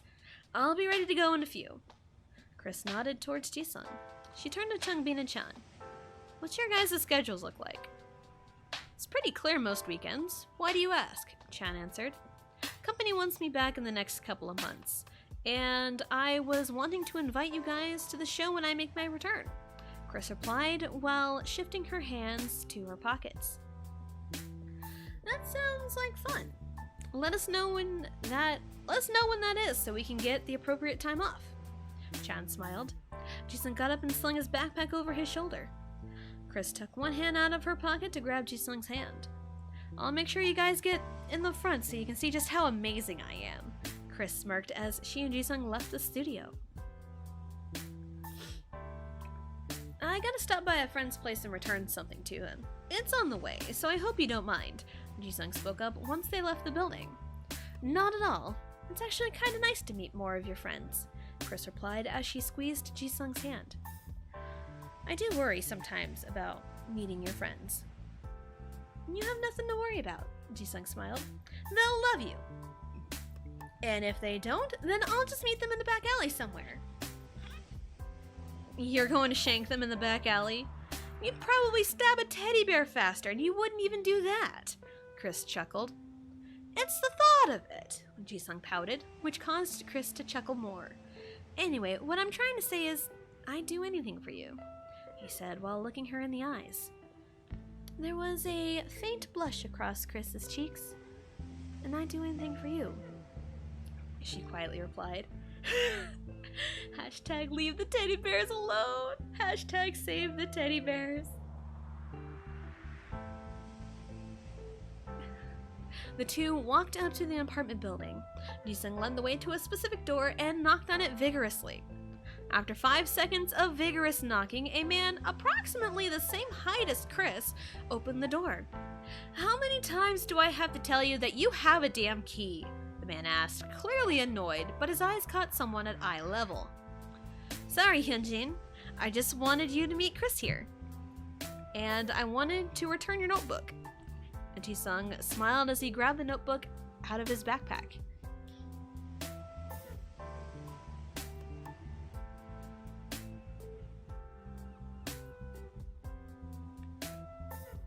Why am I...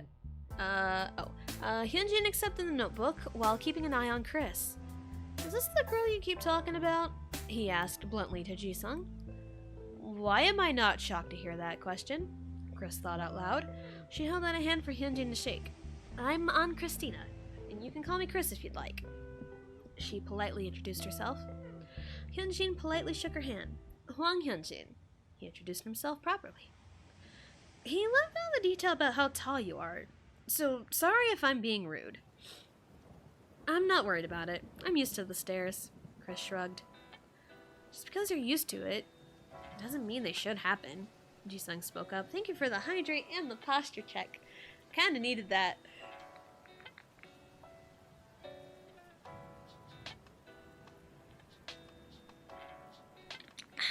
Thank you so much, Alicia.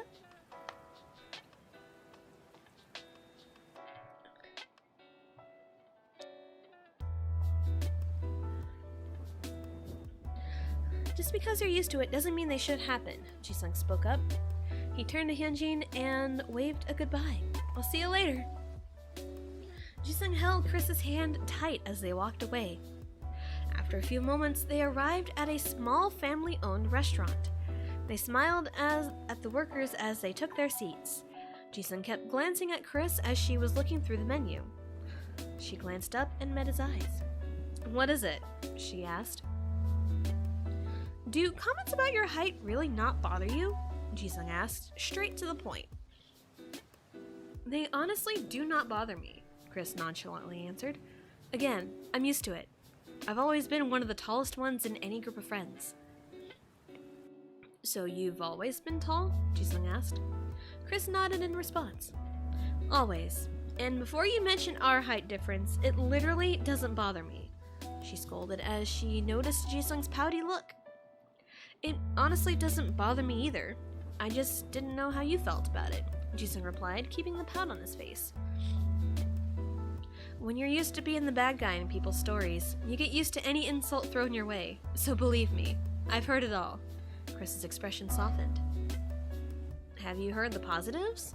Just like how incredibly beautiful you are? Jisung asked with an innocent expression. Chris stared blankly at Jisung. You really think that? She asked, still staring. Why would you think I don't? Jisung honestly asked. Even from the first moment I saw you, I always thought you were beautiful, he confessed. Even when I knocked popcorn out of your hands? Chris inquired. Jisung chuckled. Even then, he answered. And when I was lucky enough to get a chance to know you, your beauty just magnified from there.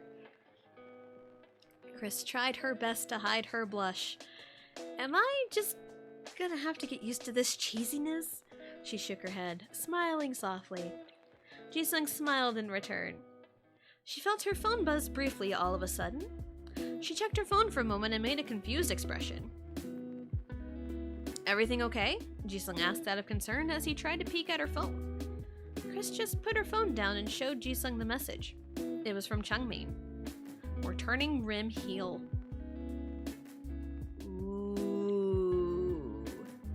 Ooh. Hashtag bad guy in the stories, good guy in our hearts. Absolutely. Best hashtag.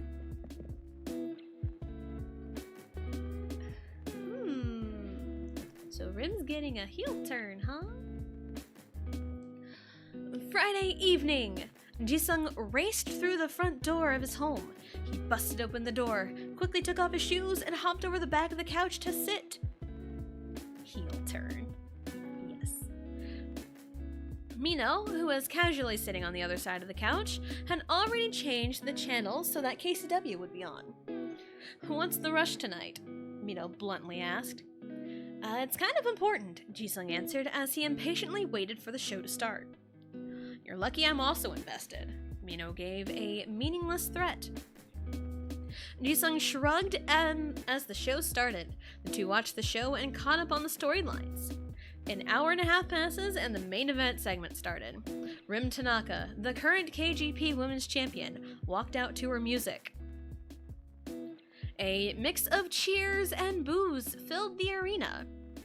She did her normal entrance routine and ended in the center of the ring with a microphone in hand.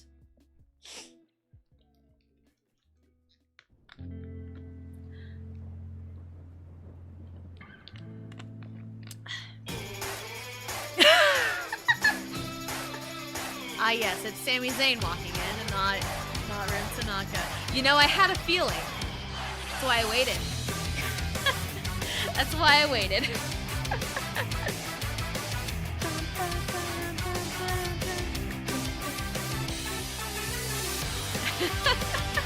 I had the feeling. Mine was out of stock. No. That's sad. I am so sorry. Ladies and gentlemen, I have come here to announce something to you guys. Rim calmly talked to the crowd. Since I won this prestigious championship off the amazing Subin, can you only do one a stream? I mean, it's 5,000 stars. You should be able to do more. I don't know if there's a cooldown to it or not.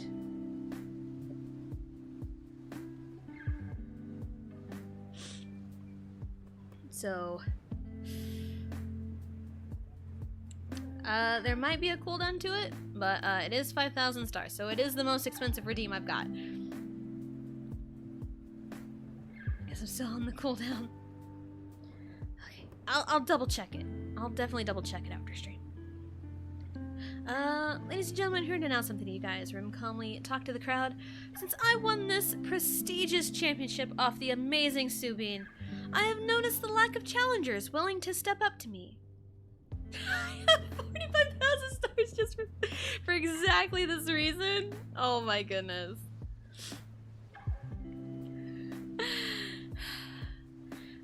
Rim smiled to the camera. I have noticed the lack of challengers willing to step up, so I have offered a solution. Rim smiled to the camera. I am holding an open challenge for the KGP Women's Championship. Anybody who is willing to grab a chance for the title will get one right now. The crowd cheered for the next few moments. Music for Yubin, a popular babyface, played, and she walked out with a smirk on her face.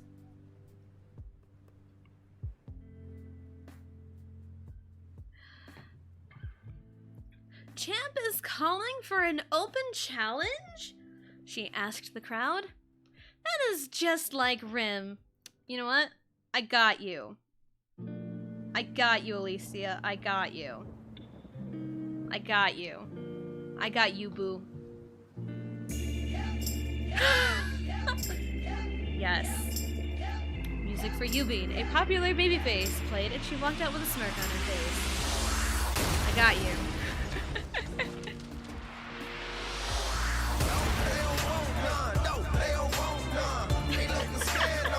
Let's go. Please, you're welcome. With the farmer strength, ain't nobody man enough to feel the pain. And you could be next. AJ's theme is great. Cause ain't nobody breaking this Champ is calling for an open challenge? She asked the crowd. That is just like Rim, offering up any chance for up-and-comers to show what they've got. Yubin tried to get the crowd to cheer along. You got your chance and earned it, and now it's time for my chance, she said as she climbed through the ropes. Out of all the women back there, I was hoping you would be the one to accept the open challenge. Yubin? Rim said with a smile. Who here wants to see Rim Tanaka and Park Yubin tear the house down tonight? She called to the crowd with a smile. The crowd cheered, wanting a match between the two. Rim held up the belt high and stared down Yubin with a smile. They both nodded at one another. A few moments go by, and very quickly and suddenly, Rim brings the title down and swings it at Yubin, and knocking her to the ground. An eruption of boos echoed through the arena. Rim smirked and gave the crowd a dirty look. She then started beating up Yubin even more. Yubin stumbled to get up, but Rim hit her with a super kick, thus knocking her back down. She held up the title again and mockingly laughed at Yubin. The show faded to black, signaling the end. Jisung and Mino stared at the TV in awe. So she's a bad guy now, Mino thought out loud. I knew that was coming, but I wasn't expecting such brutality, Jisung added to Mino's thoughts. How did you... Wait, you have insider information, Mino attempted to ask, but realized it was a moot point. Hashtag evil Rim. Yep, Rim turned heel. I don't have all of the insider information. Just the important stuff, Jisung defended. And by important, you mean related to your girlfriend, Mino smirked. Absolutely, Jisung immediately answered. Moot point. Exactly. Wow, I thought it'd be easier to tease you. Guess not, Mino shrugged. So, what do you think the deal was with Rim? People were booing her several weeks back, then back to cheering her, and now she just attacked Yubi. He pondered about the events of the show. Chris was telling me it made sense for Rim to turn heel a few weeks ago, but stuff behind the scenes was preventing it from happening, Jisung answered. I've seen all the rumors about the CEO stepping down from the numerous scandals, Mina replied. Think it has something to do with that? Sounds right, Jisung said. How will this work when Chris comes back to the ring? She was the heel when she got beat to a pulp a few months ago, but I've seen the public opinion of her, and they're all very sympathetic towards her, Mino straightforwardly answered. Jisung nodded in agreement. Upon realizing what Mino said, he did a double take. How do you know all this information? I don't pussyfoot around, Mino cocked an eyebrow. The moment I knew you were seeing her, I started in on my own research. Research? Jisung shot Mino a confused yet accusatory look. Yeah, I always research your potential girlfriends, Mino casually replied as he leaned back on the couch. When you say always, do you? Yes. Jisung blinked a few times. So, with Mina, knew she already had a boyfriend. Sujong? Lived in the States and her visa was expiring soon. Autumn? Was accused of vicious bullying and lost her court case. Jisung stared at Mino with looks of being impressed and absolute fear. So, what do you know about Chris? He asked, voice filled with hesitation. Mino smirked before answering. Ann Christina, professional wrestler, goes by the name of Cat Carnage. Birthday is February 12, 1999, making her 1 year and 7 months older than you. Standing at 178 centimeters, she is one of the tallest female professional wrestlers in South Korea. Her finisher is called Cat's Cradle, which is a springboard DDT. First instance of that move was 2 years ago when she used it against Palm Spring in her debut match on the main roster for KCW. He caught a glance at Jisung's shocked expression before continuing. Interviews states that people respect her in KCW. Wrestlers have stated that she is the backbone of the locker room. It was also stated that she had a boyfriend 6 months ago, but they broke up for reasons unknown. People have been said to believe this boyfriend was Joe Yeager. She dated Joe Yeager? Jisung seemed shocked by this bit of information. It was just a rumor. Nothing in the sources I found have neither confirmed nor denied the rumor, Mina replied. Also, why would it matter? She's dating you now, isn't she? I mean, yes, but Joe Yeager is the complete opposite of me, Jisung stated. Think positively. Maybe you're more her type, Mino asked optimistically. That's the only thing that makes sense, Jisung lightly chuckled. He then glared at Mino. This doesn't mean you're off the hook for digging into my personal life.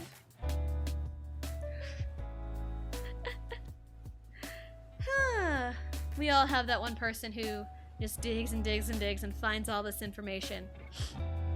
That would be Witch, because the FBI still needs to hire Witch.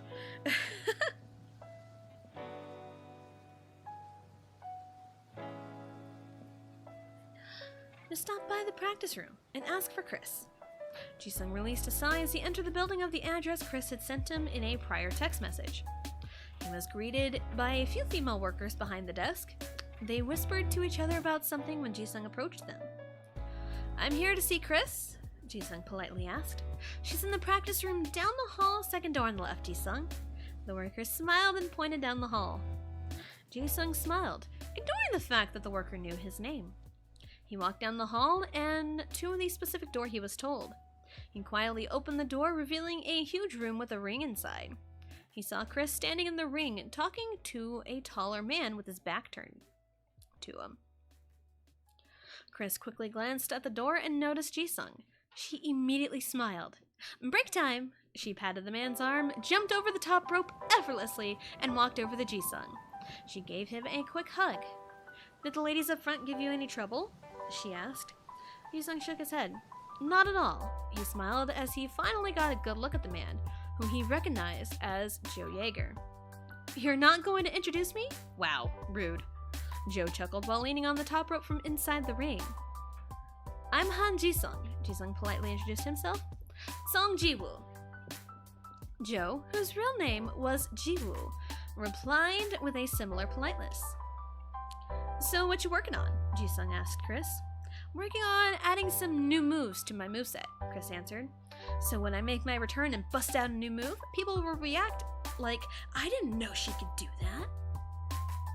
You didn't tell me you used to have a spear in your repertoire, Jiwoo said, getting a good look at the two together. I didn't have a need for it since I've got Cat's Cradle. Have an appointment, BRB? No worries, Alicia. No worries. I didn't have a need for it since I've got Cat's Cradle, Chris answered as she draped an arm over Jisung's shoulder. Jisung instinctively rested his hand on her waist. I'm not saying replace Cat's Cradle. I'm just saying you've got a mean spear, Jiwoo laughed. I've been told that, but it also doesn't really match the rest of my moveset, Chris replied. Maybe just bust it out for special occasions, Jisung suggested. See, he sees it, Jiwoo cheered. Maybe bust it out for Rim and not tell her, he snidely added. Chris started laughing. Not the receipt I would go for, but that would be hilarious, she agreed as she let go of Jisung to climb into the ring. Jisung found a spot to sit on the bench next to the ring and watched as Jiwoo and Chris worked together. He was so fascinated by the way the two worked together. He could not take his eyes off of Chris. She found a way to apply her submission move, the cross-faced chicken wing. She was looking right at Jisung as she applied the submission. Does that hurt? Jisung asked out of curiosity. Not at all, Jiwoo casually replied, voice sounding slightly strained. Oh, let me fix that, Chris replied with the same casualty as she tightened the submission move. Better? Jiwoo let out a yelp of pain, and Jisung started laughing. I'm glad I'm not you, Jisung said through his laughter. You want to be him? Chris challenged, tightening the submission even more. I'ma give you a no on that one, Jisung answered, still laughing. Chris released the submission hold and stood up. She walked around the ring, arms out like she needs a reaction from the crowd. Still don't know if there'll be boos or cheers, she said, feeling a little doubt. You're in a prime position to get those cheers, Jiwoo said. I agree, Jisung added as he walked up to the ring. Since Rim turned heel, given what happened to you, wouldn't it make sense to have you be a babyface? Jiwoo sounded surprised by the statement. He knows what he's talking about, he commented. I just haven't gotten any word from creative about what the plan for my return is, Chris replied. I just know it's going to be at Warzone.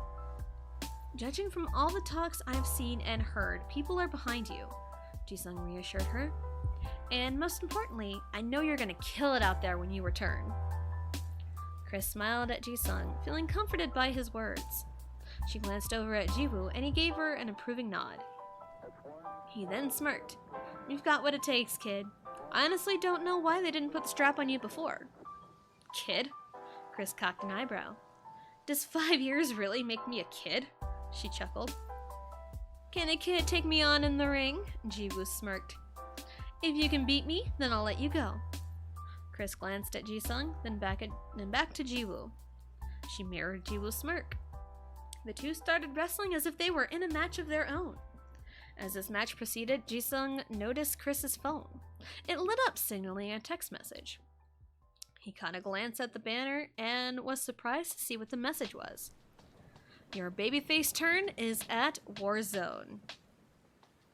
Ooh. So, Warzone is the next pay-per-view for the company. So, yes. So her baby face turn is coming up and she doesn't know, at least at the moment. Let me grab a drink real quick and then we'll continue.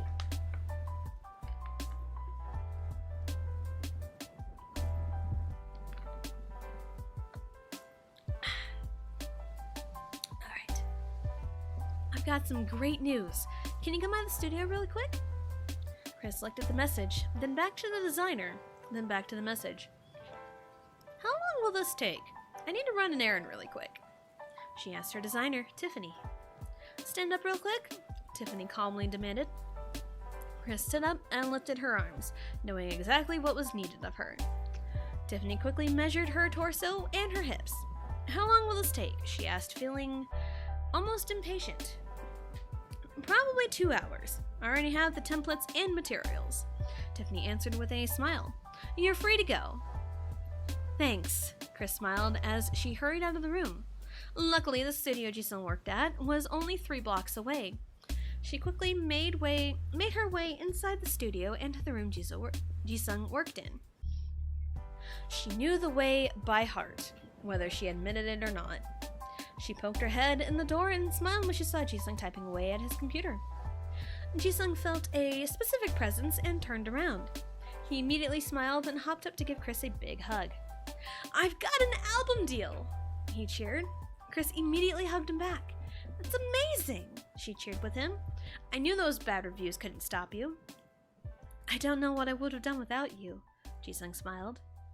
Thank you for helping me get through this, he added and gave her a quick kiss.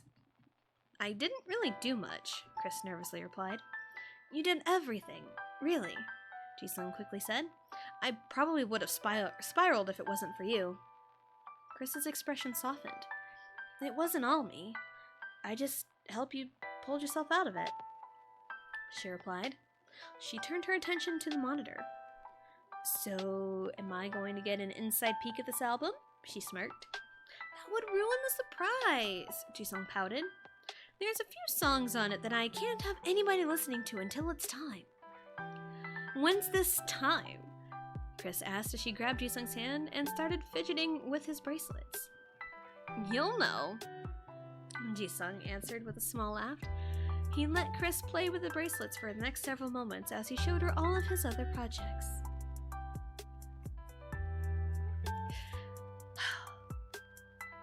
Jisung walked into the stadium building. Today was the big day for Chris and he wanted to be there for her. Only a few higher-ups knew he was going to be at the arena backstage. He was looking for directions until a tall man walked up to him. Han Jisung? The man smiled. Shim Changmin, I'm the head of creator and talent relations. I was told you'd be here? Jisung was taken aback by the politeness and shook Changmin's outstretched hand. He had seen his name pop up in phone calls and text messages on Chris's phone. He snapped himself out of his daze. Yes, I am Han Jisung, he frantically replied. Let me take you to Chris. She should be hanging out in catering right now. Changmin replied as he led Jisung to the backstage area. There were whispers as they crossed the area where all the talent were residing. Jisung glanced to his left and made eye contact with a familiar face. The woman walked up to him and smiled. I remember you. You were in the front row a few months ago at the show, she cheerfully said. Jisung nodded, feeling nervous. I'm surprised you remembered me, Rim, he awkwardly replied. Who are you here for? You have to be here for someone. Rim kept the cheerful smile. Jisung was about to answer until he felt a rush of familiarity near him. He's with me, so if you don't mind. Rim's expression changed completely once she noticed Chris. Jisung felt Chris grab his arm and pull him away. After they were a safe distance away from Rim, Jisung was quick to wrap his arms around Chris in a sweet hug. Chris tensed up a little but ultimately relaxed in the embrace. I'm glad you can make it, Chris softly said as Jisung let go. I wouldn't miss this big moment for the world, Jisung smiled. Even if it's just me running out and announcing my presence and nothing else, Chris chuckled. Still, you haven't been in the ring in months. Jisung said as he and Chris sat down. To be honest, I'm still a little nervous. I've been a heel for all my wrestling career, and I'm used to being the bad guy to a lot of people. I'm worried that people won't understand what's about to happen. Chris opened up as she leaned back on the wall and looked up at the ceiling. I don't think you should be worried. The people will be super excited to see you back, Jisung replied as he held her hand gently. Everything's gonna work out. I promise. Chris looked over at him and smiled. I'll take your word for it, she calmly replied. The two stayed in that spot for a few more hours until it was time for the wrestlers to prepare for the show. Jisung gave Chris a quick hug and kiss before leaving the backstage area. He made his way inside the arena itself and to his seat. As Chris promised, Chan and Changbin had tickets as well.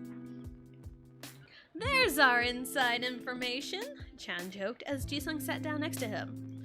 I don't really have much info, Jisung laughed as he was handed a beer from Changbin. What if he was doing something else backstage? Changbin asked while wiggling his eyebrows.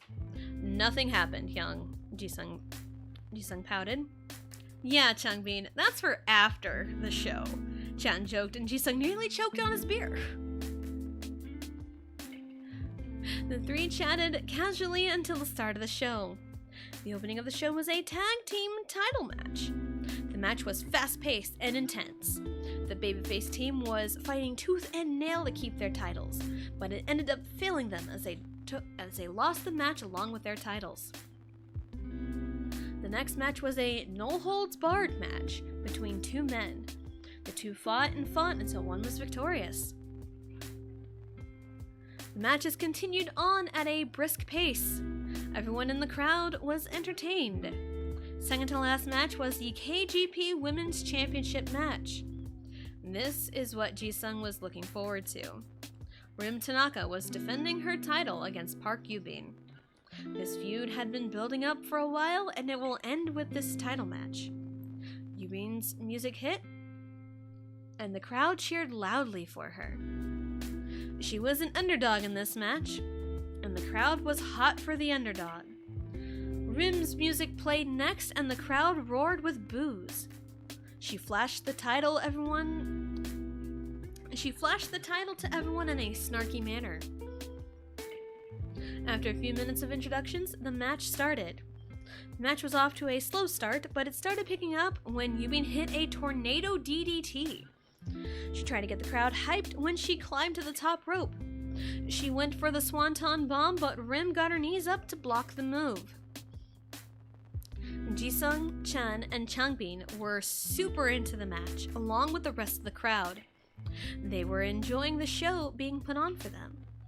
The finish started with a sequence of super kicks. Rim hit a super kick that rocked Yubin enough to run into the ropes. It gave Rim enough time to hit her finisher, the shotgun shell. Rim pinned Yubin for the full 3 count and was greeted with the boos. Rim stood up and snatched the title from the referee. She held it up, showcasing that she did not care about the crowd. Rim then showed the crowd a smirk and turned and started attacking Yubin even more. The crowd booed loudly. The volume of the boos drowned out anything else. After the brutal beating, Rim stood back up and held her title proudly. Until different music hit. I'm gonna do this. I'm gonna do this again. Because I have the power. Until... Yes, because this is the music that hits to get... I mean, it would get a huge pop. It would get a pop.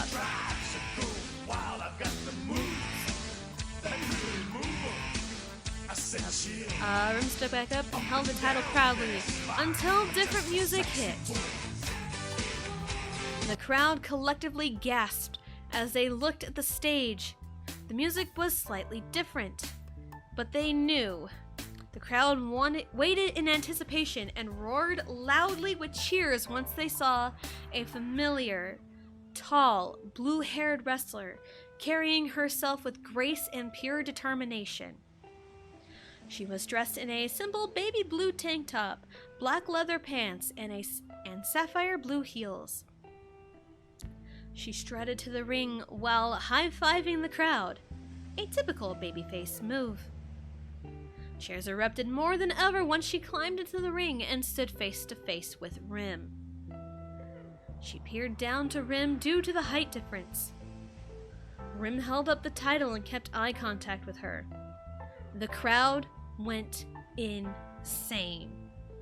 Cat Carnage was back. Cat Carnage made her return. I'm so happy.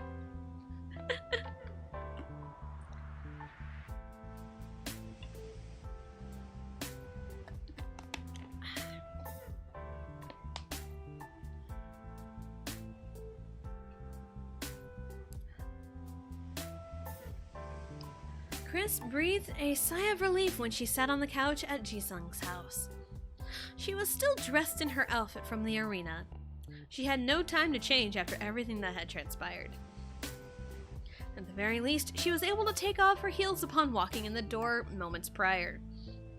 She looked up at the ceiling and stared into space. Her mind wandered to the crowd reaction and how they cheered for her. They wanted her to return for a while, and when they got it, they were happy. She smiled to herself, thinking about the successful reaction. Jisung walked into the living room holding 2 mugs filled with tea. I know you're not a fan of tea, but I figured it's way too late for coffee. He chuckled as he set the cups down on the coffee table. It's never too late for coffee, Chris joked as she sat up properly to grab herself a drink of tea. I swear you bleed coffee. Jisung laughed at the face she made when she drank her tea. How are you feeling? Chris put down the cup of tea as she thought about an answer. I'd say I'm feeling pretty happy. They really wanted me back, she answered honestly. I knew they would. They were super unhinged when your music played and you walked out. Jisung smiled as he wrapped an arm around her shoulder. Chris snuggled close to Jisung. I'm glad people knew me from the music, even though it changed a little. You did good with the remix. She looked up at Jisung and smiled. Thank you. Well, thank you, Jisung smiled. I didn't want to take away too much from the original. I really busted my ass on that with the research. The real test will be week to week, Chris said as she started fiddling with Jisung's shirt by dusting off his sleeve. You'll do amazing. I know you will, Jisung replied, voice getting quieter. He reached up and placed his hand gently on her cheek. Instinctively, he pulled her in for a gentle kiss. He pulled away slightly and smiled at her. He started speaking up until a loud thud echoed from down the hall.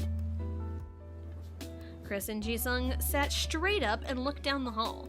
Mino came stumbling out to the living room with a few moments later wearing a t-shirt and boxers.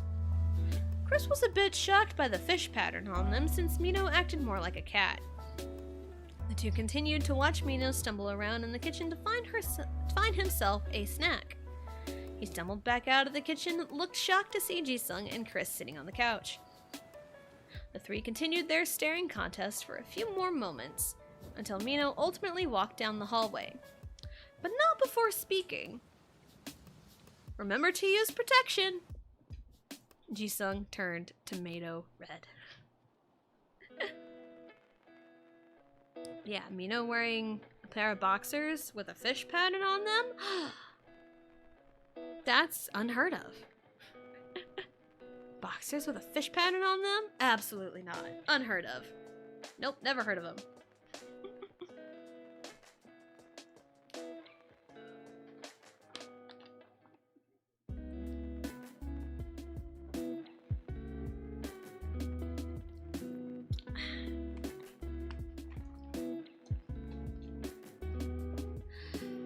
Oh.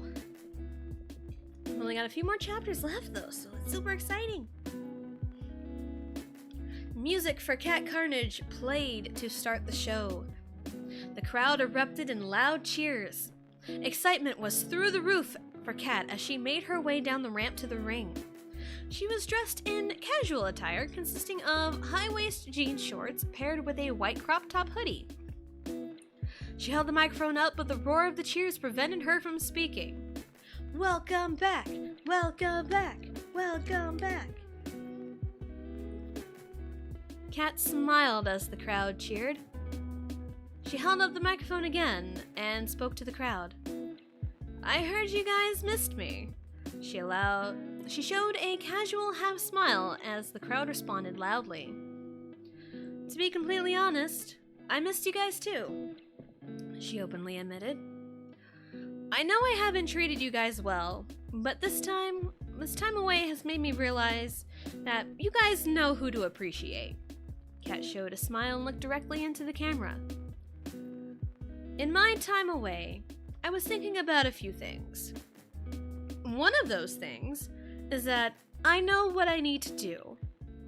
I know exactly what I want, and I will do whatever it takes to get it.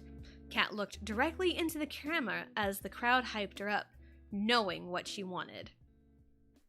Rim's music hit, and the crowd changed completely.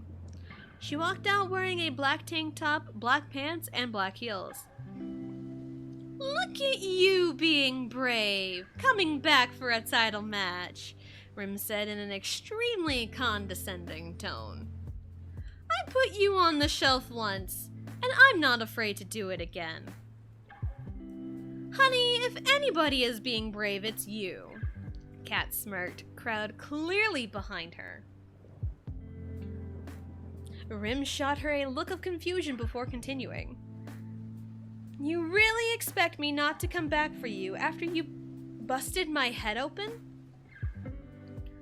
I thought you were too scared to ever be in the ring with me again. Rim smirked as she climbed into the ring and stood face to face with Kat. Quite the opposite, really. Kat mirrored Rim's smirk. The one thing I want is what you're holding, right? There, she said in a challenging tone as she pointed to the championship belt Rim was holding. And I don't just want the title. I want you.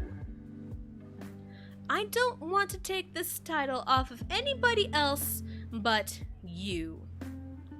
I will scratch and claw my way to the top of this women's division to get to you and only you.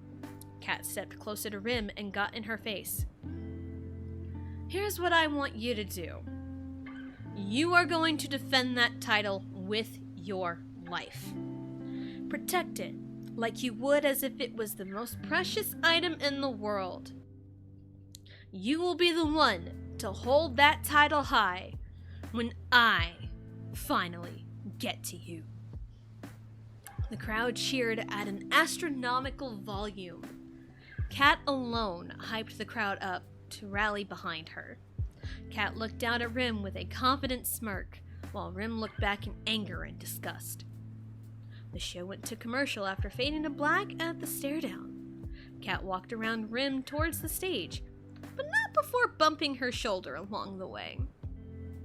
Rim turned around and followed behind Kat closely. Once the two crossed backstage and out of the cameras, Rim decided to shove Kat around. Chris glared at Yaden. What the hell do you think you're doing? She challenged Yaden. I thought you'd be gone for good after that head injury and your contract expiring, Yaden bitterly replied.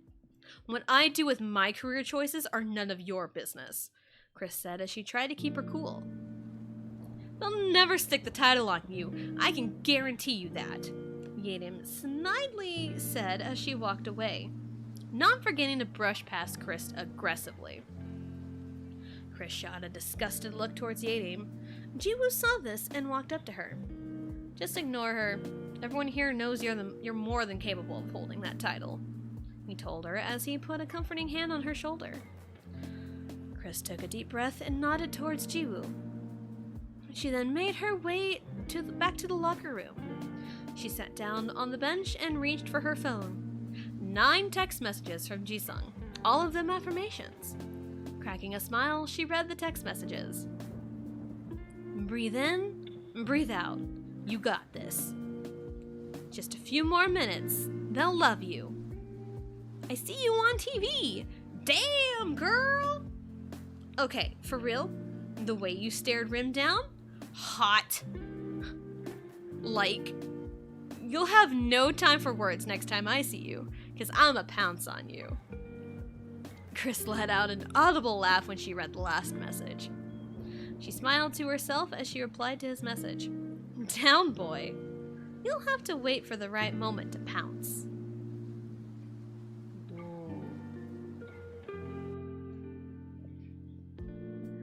Jisung was happily working on producing music. Chan and Changbin noticed this change in attitude. Changbin leaned close to Chan. He seems to be in a good mood today, he said, just loud enough for Jisung to potentially hear him. He's been in a good mood since this morning, Chan replied with a pondering possible outcomes. There's only one explanation, Changbin confidently said as he put a hand on Chan's shoulder. Chan knew what the answer was as he flashed a smirk. He got laid, the two said simultaneously.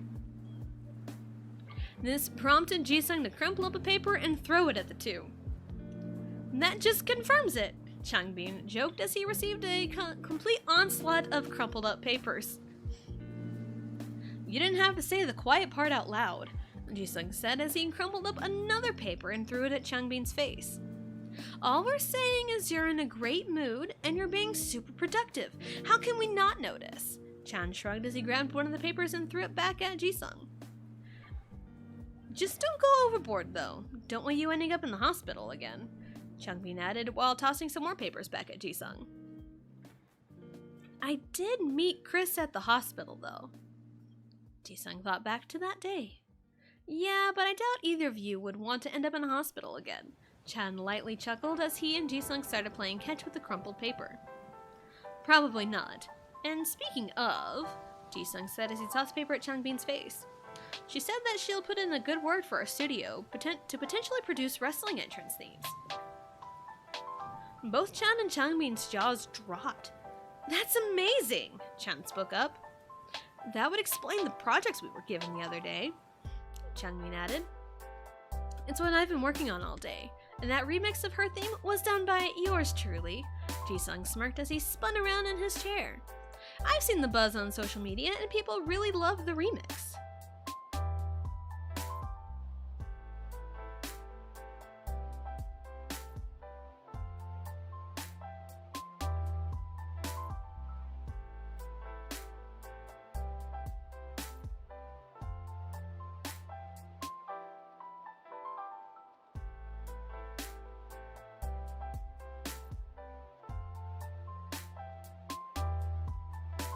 Sorry, I had to sneeze for a second.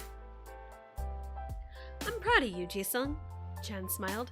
Screw those negative reviews you got a few months ago. People love your music. Jisung smiled proudly as his phone started ringing. Changbin made a mad dash for Jisung's phone. He quickly overpowered Jisung and grabbed the phone and answered it on speaker. What's up, Chris? Changbin greeted before Jisung could say anything. Hey, Changbin, where's Jisung? Chris asked, voice echoing through the phone speaker. I'm here, Jisung called as he tried to grab the phone, but he ended up with Changbin on his lap. Chan started laughing in the background, and Chris was heard releasing a sigh. I'm on speaker, aren't I? She asked, unable to convey whether or not she was amused or irritated. What? You? On speaker? Nah. Changbin joked while playfully cuddling on Jisung's lap. Well, could you not? I've got to talk to Jisung about something important, Chris calmly replied.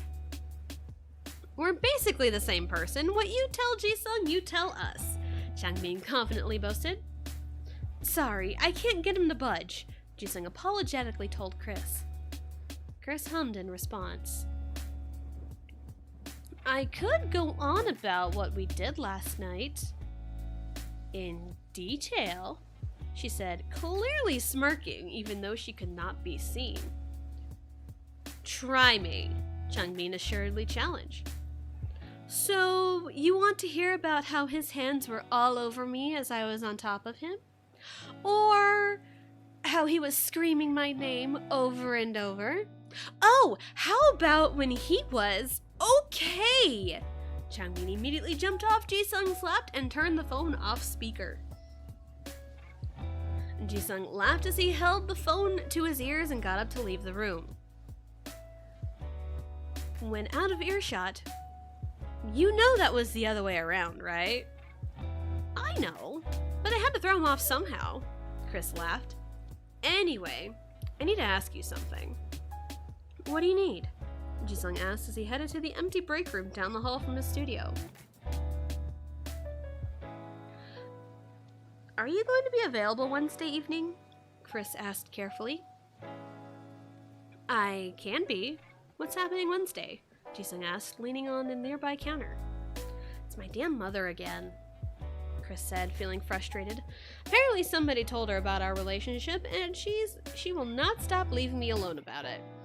She insists on coming over for dinner Wednesday to meet you. Jisung nodded along as he took everything she was saying in. I might not be the best of help because I've heard a lot about your mother, but I'll be there. He smiled. Thank you, Chris cheered. I'll make up anything to you if my mother does something shitty to you. Jisung laughed. Noted. I better get going. Gotta make sure Changbin hasn't died of embarrassment yet. He probably has, so good luck bringing him back to life, Chris laughed. The phone call ended and Jisung walked back to the studio. He walked in the door and he was greeted by Changbin throwing a crumpled paper at his face. Jisung laughed as he sat back down in his chair. Question? Jisung prompted as he tossed another paper at Changbin. Yes, Jisung? Chan replied, leaning back in his own chair. How do you deal with a bitchy mother of your girlfriend? How do you deal with that? How do you deal with that? Jisung looked at the door of the house. It was a simple white house with gaudy flower decorations in the front door. He tilted his head in confusion as he entered deep thought. After ringing the doorbell, he came to the conclusion that it must have been the mom that decorated the front of the house. The door swung open, revealing Chris dressed in a black oversized sweater, powder blue leggings, and hair tied up in a ponytail with loose strands framing her face. She glanced at Jisung, who was just as casual, wearing light wash jeans, a navy blue shirt, and matching blue jacket. Chris smiled as she stepped aside. Don't be shy, come on in. Jisung stepped in, took off his shoes, and walked through the hallway to the main room. He looked around at the random assortment of wall art. I didn't peg you as the type to have this kind of art on your wall, he commented as a big purple painting caught his attention.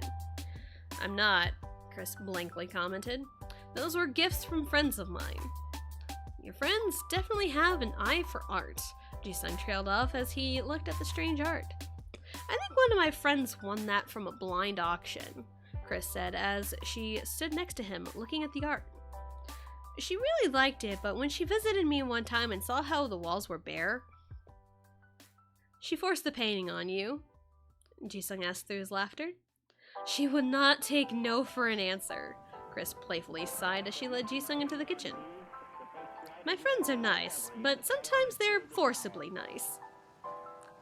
I don't think I've heard nice be described that way, Jisung said as they looked at the food being prepared. That's quite the array of food. And yes, hashtag purple. Blame my mother for this, Chris replied as she grabbed a few plates from her cabinet. But knowing her, she's going to barge in here, wine bottle in hand, and start questioning every little thing about our relationship. Just from the stories you've told me, your mother sounds like a hoot, Jisung sarcastically commented. Thank you again for coming over, Chris smiled as she set the plates down. She should be here in about 15 minutes. Plenty of time to contemplate just locking her out. Jisung burst into laughter. I wouldn't stop you, he replied, still laughing. The doorbell rang, snapping Chris and Jisung out of their laughter. Fuck! Chris shouted as she realized her mother had arrived early. She walked over to open the door. She was greeted by a slightly shorter female with short dark hair, not looking a day over 30 years of age. "I thought I'd stop by early today," she smiled as she let herself in.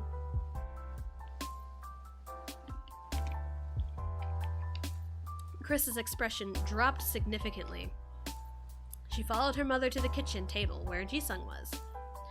He noticed the two walking in, stood up to greet her mother. "Hello, Miss San. I'm Han Jisung," he politely introduced himself. "Oh dear, just call me Bomi." Chris's mother, Bomi, smiled sweetly at Jisung. She looked at Jisung up and down. She turned to Chris and asked, "What did you say he was again?" "He's a music producer, Mother," Chris blankly answered. She motioned for her mother and Jisung to grab plates of food. "Really couldn't find someone with a steadier job?" Bomi was blunt with her question. Jisung was visibly taken aback by the bluntness. Chris stood next to Jisung, filling her own plate. "Career has never been important to me when looking for a boyfriend, Mother." Chris spat back at Bomi. "Like you don't care about your own career," Bomi casually said as she sat down at the table. Jisung and Chris followed suit. Chris released a sigh and said, "It's you who doesn't care about my own career." "Just leave the wrestling to the meathead and muscle men," Bomi brushed off. "I did not raise my daughter to be amongst them." "You hardly raised me at all," Chris snapped back. Jisung decided it was best to stay quiet and eat his food. Chris kept glaring at Bomi while Bomi was nonchalantly eating her food. "Burgers are a bit undercooked," Bomi commented. "I think they're delicious," Jisung argued, not even thinking about his interjection. "Thank you, Jisung." Chris showed him a smile. "Mother here just likes the taste of leather." She snickered. Any chance she could take a shot at her mother, she takes with no hesitation. "You sound just like your good-for-nothing father," Bomi bitterly spat. "How do I know my father is good for nothing if I've never even met the guy?" Chris asked, anger rising every second. "I don't want you to end up like me. I suggest you find someone worth a damn." Bomi glanced at Jisung as she made her statement. "Jisung is worth a damn," Chris practically shouted. "And if you're just going to berate my boyfriend, I'm going to ask you to leave." "I just want to make sure he is suitable enough to date my only child," Bomi protested. "If I may," Jisung spoke up, "I love her. I have always done my best to be a good enough boyfriend for Chris. I may not be the tallest, strongest, or even most attractive man in the world, but I will say, I have enough love to give her. She has all of my support for any endeavor she takes on, and that's more than you have and will ever give her." Chris looked at Jisung with a shocked expression. Jisung reached for Chris's hands and gave it a comforting squeeze. Bomi stared at Jisung with a blank expression. "I'm sorry, I cannot accept that statement," she coldly said, standing up to leave. "I wasn't looking for your acceptance," Jisung instantly replied. Bomi released a sigh as she put her shoes back on. "It was nice to meet you, Jisung. Christina, I expect to hear from you tomorrow," she calmly said as she left the house and slammed the door shut. Jisung winced at the sound of the door slamming, while Chris seemed immune to the sound. Chris groaned loudly once her mother was gone. "The bitch is gone," she muttered as she buried her face in her hands. "She really is, quite the character," Jisung said as he stood up and walked behind Chris. He started rubbing her shoulders comfortingly. "I can see why you distance yourself from her as much as you can." Chris relaxed her shoulders. "She wanted a princess and got a pro wrestler," she explained. "She thinks because she is my mother, she can dictate every little thing in my life. You'd think constantly ignoring calls, kicking her out, and even calling the cop center would get her to stop. But nope." Jisung then wrapped his arms around her shoulders to hug her from behind. "You've got enough love elsewhere. You don't need her," he quietly told her. Chris leaned into the small embrace and smiled. "I know I do. And I love you too, by the way," she chuckled. Not ideally how I wanted to say I love you for the first time, but... Jisung awkwardly chuckled. Chris adjusted to look at Jisung while reaching up with her right hand to gently touch his cheek. She smiled as she brought him down for a loving kiss. Everything felt right. The two felt unstoppable together.